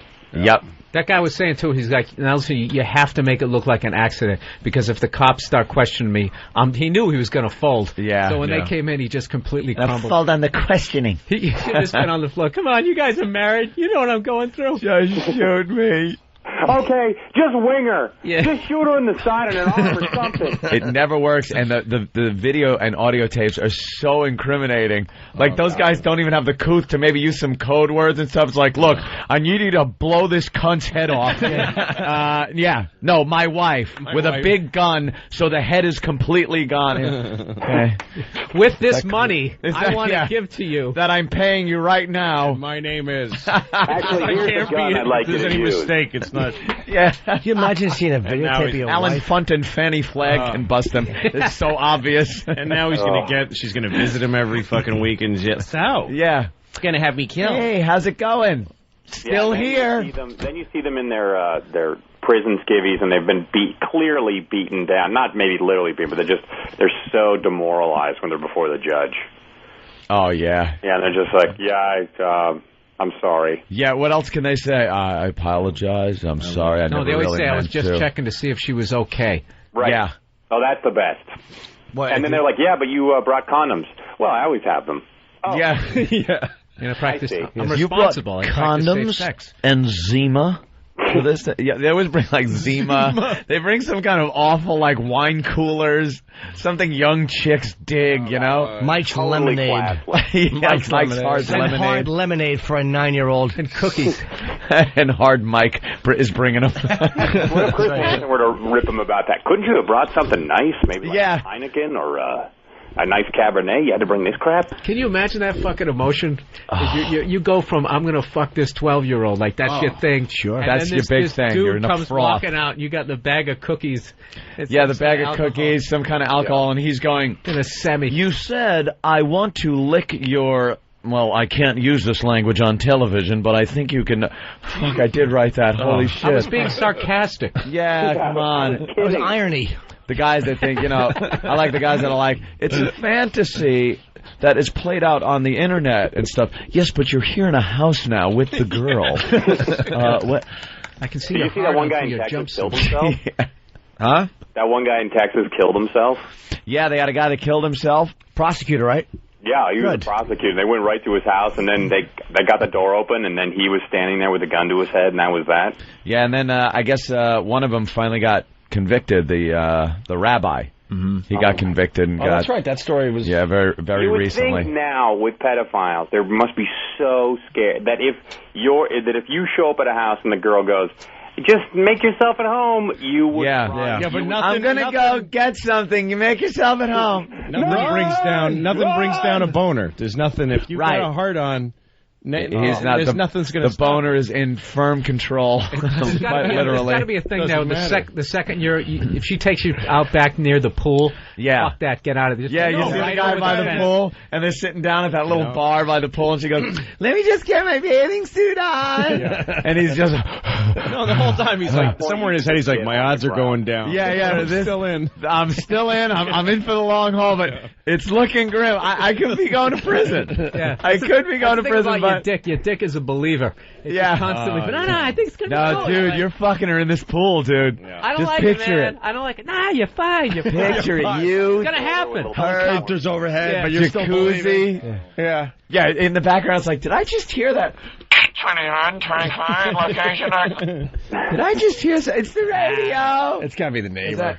Move in. No, it's the neighbors. They're moving. She's like, I'm watching Daylight NBC. It's on television. It's that pedophile show. What a coincidence. She has that awful voice, too. She sounds like Jodie Foster going under that thing. Remember she goes under the fucking garage door? Could you just let him know here? Sir. If anything... And there was even that one guy who was like, were you going to have sex with that 13-year-old? He's like, well, if she looked like that, I was probably going to. The guys that fess up to it. I couldn't believe she was 13, did you? And he's like, no, she's 18. Yeah. I think pedophilia must be so fun.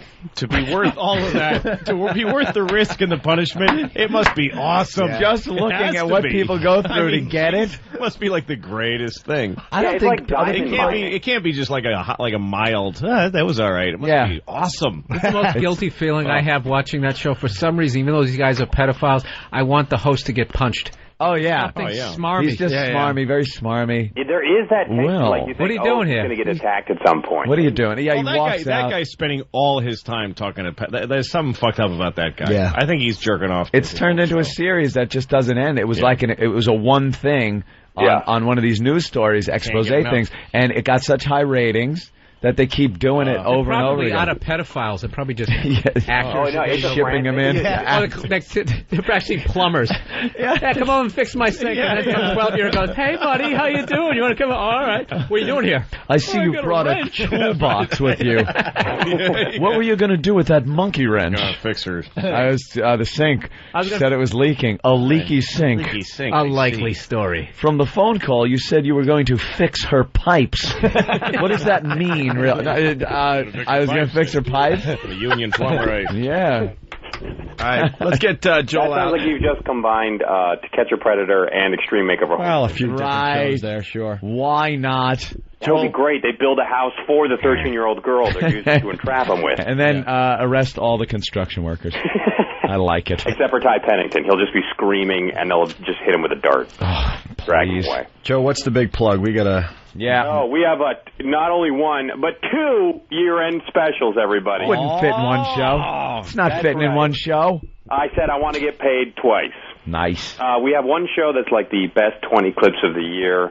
Britney Spears' vagina makes numerous appearances, and that's not even the clips. We just have her. We're gonna have Dr. Robert Ray from Dr. 90210 cut it out and bring it on the show. Just bring her little fucking fat box. Bring that. That was a nice plump one, wasn't it? It really was. Should have that molded and sell it like the porn stars do. She should. It was a little I too didn't start plump. jerking off. Make a fortune. I didn't start jerking off to Britney until she got fat. I like the fat. You like the plump, the chubby version? There's one photo of her dropping that kid on a curb, and how do you not jerk off to that? Her tits are hanging out, and that skull's about to be broken on a curb. It makes her possible. Like, I could see, like, being at a gas station and she's filling up a Taurus at the other pump. Yeah. She blows me in the bathroom. Like, I can see that happening. It's doable, man. Yeah, when she's all rock hard, she's... Yeah, out of your league. Yeah, she's at Sky Bar. It's not happening. No. Oh, just think about all the leather burns her poor little vagina got during all that clubbing without any underwear on. Oh boy. On the couch is just as she moved off the couch, sliding out of the Escalade. That's why it was hairless. Yeah. Yeah. She never shaved. It just got rubbed off. Her pussy looked like Hal Holbrook's mouth. That's actually what they say in the salons here. Give me the Holbrook. Hal Holbrook. Oh, I know we have one more special the week after Christmas or something, and that one is like the top stories of the year, of course. Of course, got to do the wrap up. And my guess is, I don't know, this Tom Cruise guy will make it in there. Lindsay Lohan. Yes, her liver will make it in. Yeah. And her strangely 40-year-old lungs, voice, and skin will make it as well. And how about Nicole Richie and the weight loss? I'm very alarmed. I love how on her license it said 100 pounds, and of course, just like many vain women, she had to tell the officer she weighed 85. Yeah, because she's not that fat. No, I'm 85. That's like a 6th grader driving a SUV. I read a description of her that was perfect, and I never heard it for like anorexic girls. A sack full of antlers. You never heard that? No. It's so fitting. I heard a guy at a meeting one time say it'd be like making love to a gunny sack full of antlers. He called it a gunny sack. A gunny sack full of antlers. You would get poked by her if you tried to hug her. Oh yeah. Her you elbow see her in that would bikini. Just go right through your side. Her hip bones are sticking out. Oh, the poor girl. Driving the wrong way on the freeway. I drive every day. Thank you. All right, Joel. All right. How you do that? Happy holidays. Have a great time on Leno, you guys. Oh, thank you, sir. Take it easy, Joel. Nice. Nice. We'll catch you on the soup there, Joel. Thank you. Thanks, soup. Check it out. I think you got him a little bit. Yeah, let's go to Tony Rivoli. Tony. Merry Christmas, gentlemen. Yes, Tom's River. What's up? Merry Christmas, gentlemen. Thank you, sir. I want to thank you for the plugs you've given me through the year. It's a great restaurant. Also, on your way down to see the great Jimmy Norton at Borgata on New Year's Eve, you gentlemen have an open invitation to come into the restaurant. Put you in the back room. Nobody will bother you guys. What time's it open till? It's right off the highway, right? Yeah, it's like 10 miles off the parkway. We might just have to do that. Unless you have about 200 poker tables in your restaurant, I'm beelining it to Atlantic City. Let's stop on the way to Atlantic City. Yeah, I really, I love the place. The food is second to none. The hookers and gambling can wait. Yeah, I really got to get down and play some cards. And food I can get 10 seconds from my house. All right, Tony. Could you bring a plate to the Parkway rest area and the car can slow down and we'll just take it into the window? Thank you. At the exit. You take it to go. All right. See you, buddy. Okay, gentlemen. Have a great holiday. Do a great job on Leno. And thanks for everything, Thank Tony. you, sir. It's Big A. Big A. Oh, no. Hello? Big A. He's probably already started to talk. Yeah, he has. Yes, Big A. Hi, Opie. Hi, Anthony. Hi, Big A. I just want to wish everybody a Merry Christmas, Happy Holidays. Thank you, you blathering mountain. Thanks a lot, Jimmy. Always. So what are you doing for Christmas, Big A? I'll probably just be working tonight and celebrate Hanukkah. I'll probably be working. Oh, Hanukkah. I'm sorry, you Jew. He's got the Hanukkah thing. What are you doing for Hanukkah? Family? Yes. You're a cantor, aren't you? Yeah, I'll be over family's house. My family's house, yes. He used his tongue to put the menorah out at the end of the night. Jesus. All right, Big A. Goodbye, Andrew. I'm just teasing. Everyone. Happy holidays, man. All right. Holidays. Bye, buddy. Let's go to Frenchie. I do really like Frenchie. Big A. I have to say that so he doesn't put his... Happy holidays. All right, go ahead. You talk while I was talking. There's no reason for me to finish. I mean, you're French and you kill on the show. Go right ahead.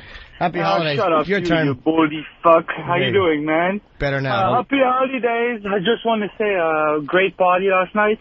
I just woke up maybe 5 minutes ago. I'm going to work now. Lucky I'm people. still fucked up and I'm still deaf from last night.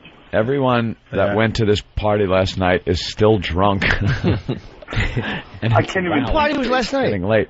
There was some kind of party that was at some bar. I can't even tell you where it was. It was a live band karaoke. That's pretty cool. So people like choose from songs, get up with a live band and sing. Karaoke with the band. Oh, and to get drunk for. It was just, you got to get drunk for it. Wow. So everybody was hammered, and I was even pulling the gag where someone would buy me a beer, and I'd be drinking it, and then they buy me another one, and no matter what level the first beer was at, it goes up on the shelf, and I just start on the second one, and I was doing that like all night, and still got drunk. Fuck. I didn't finish one beer, and I got drunk. I don't know how that happened. A quarter of 58 beers. Exactly. Are we gonna get? Is Kenny still here to do Secret Agent? I'm busy. And Big It's Kev, travel day. and Big Kev's here. Oh. Big Kev wants to give some gifts or something. Oh, Big Kev's a nice guy. Where's Big Kev? Old tinder box head. Just fucking... You want to sing Secret Agent Man with Pamela? I got to pull the car around. All right. I want to see an Indian rub a stick together real fast in your scalp and just started. Hold on. Please hold. My question is, at what point did you realize that we all got it without the blowing? When you looked at me with that laugh that isn't laughing at the joke, it's laughing directly at me. That's when I know. I saw your eyes. One of those that just, it wasn't even like, that's not funny. It was like, what's going on in here? Yeah, what happened? What happened? Anthony's eyes opened as it was going down and went... I'm like, there's just always this moment where you're Pesci walking into that fucking room. What happened? I thought this was going to be good, and I got shot in the face. Acted the whole thing out, rubbing the hands. Yeah. Nick DiPaolo described once going to this bar in Boston and picking up girls and telling them there's a big party at my apartment and there's nobody there. And that's the same moment she walks in and sees him and goes, oh, and then she gets hit with a load of cum in the back of the head. Come on to my place. It's a big party. Big Kev, the floor is yours. What do we have? Here he is. Big Kev. Okay. Good morning, guys. And the mic works. Wow. I brought a couple of Christmas gifts. Christmas gifts because we are guys. Holidays, boys. Hey, thank you, sir. Mike Cole. We didn't give Wait, Mike we a gotta wait gift. for Than. We give Mike a gift. We didn't get no gift. He looks like the Grinch out of costume. I didn't want you to go away for Christmas without having a gift from a fat person, so so I brought a few. All right. Oh, they're wrapped. Oh, too. thank you. Where's my gift? Unwrapping of gifts. That's nice. Oh, you pass this to the white man. No gift for you, stupid. Drew got all excited. Oh, Hey. Big one, too. There you go. Kiss it. Look at this.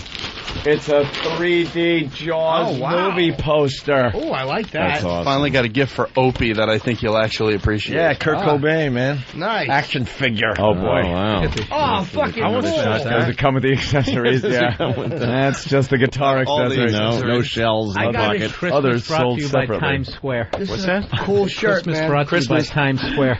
Jesus. Christmas brought to you by Big Kev's Geek Stuff. No, this is a cool shirt. right. This is actually the back of a shirt that I already own. This is like they put on the front. So you can wear Black like Sabbath both of them. t-shirt, Yeah. nice. Yeah, but no, like I have this on the back already. So you could trick people. But they just put on the front, but it's good.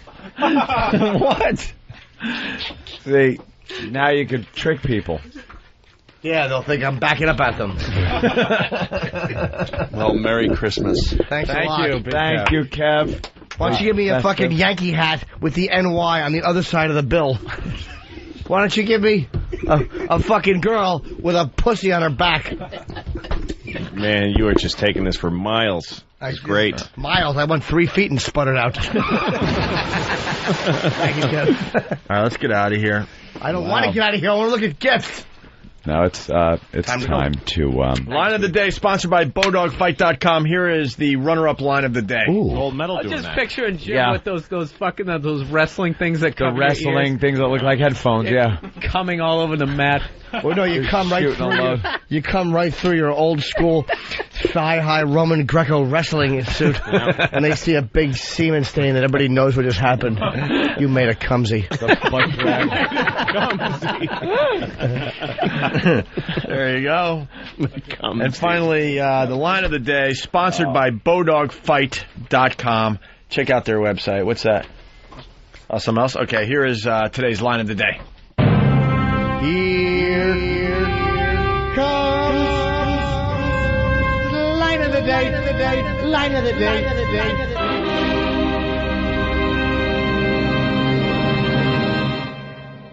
You know, she was up on this little step stool with those half-calf stockings, all stretched out and rolled out, showing her aged, liver-spotted skin that's transparent, the blue veins.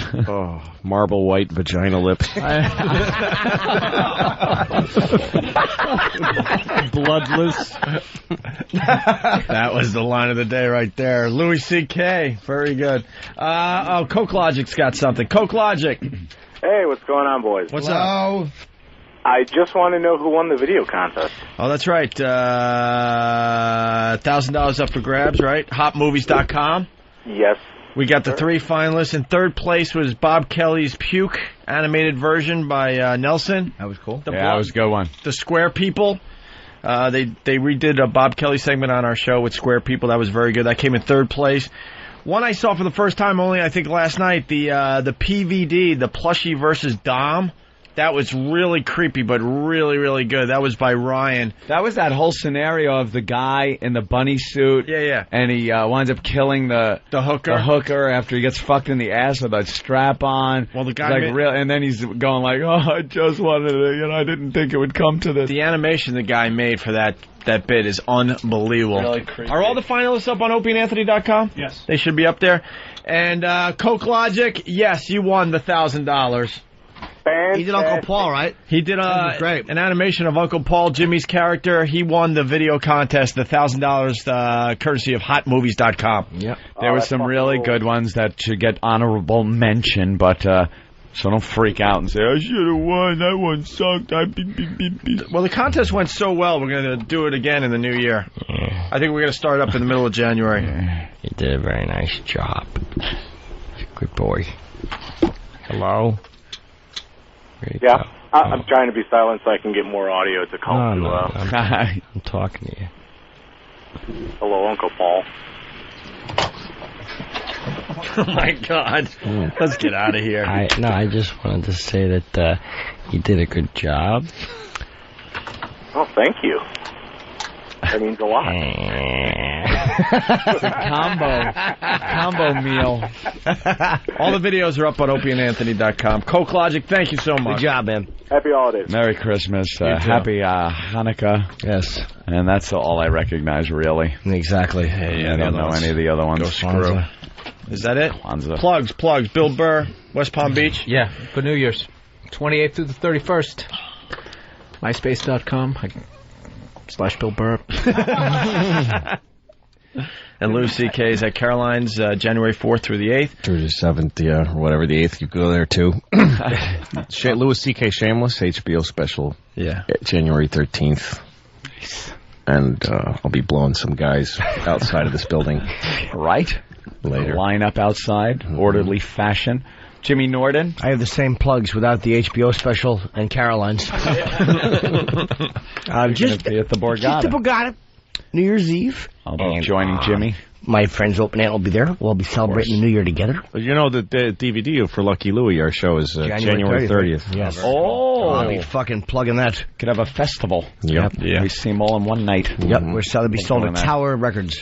We got an airplane to catch, so we're out of here. Yes, And we do. make sure tune in to The Tonight Show with Jay Leno, of course. Thursday night. Thursday night. The 21st, I believe that is, right? What the fuck is that? What is this? This too? Dr. Steve. Oh, Dr. Steve, some more wine. Cool. Nice. All right. Drew, More get us wine. out of here. We'll see you guys Very soon. good. Next year. Later, man. Later. Thank you.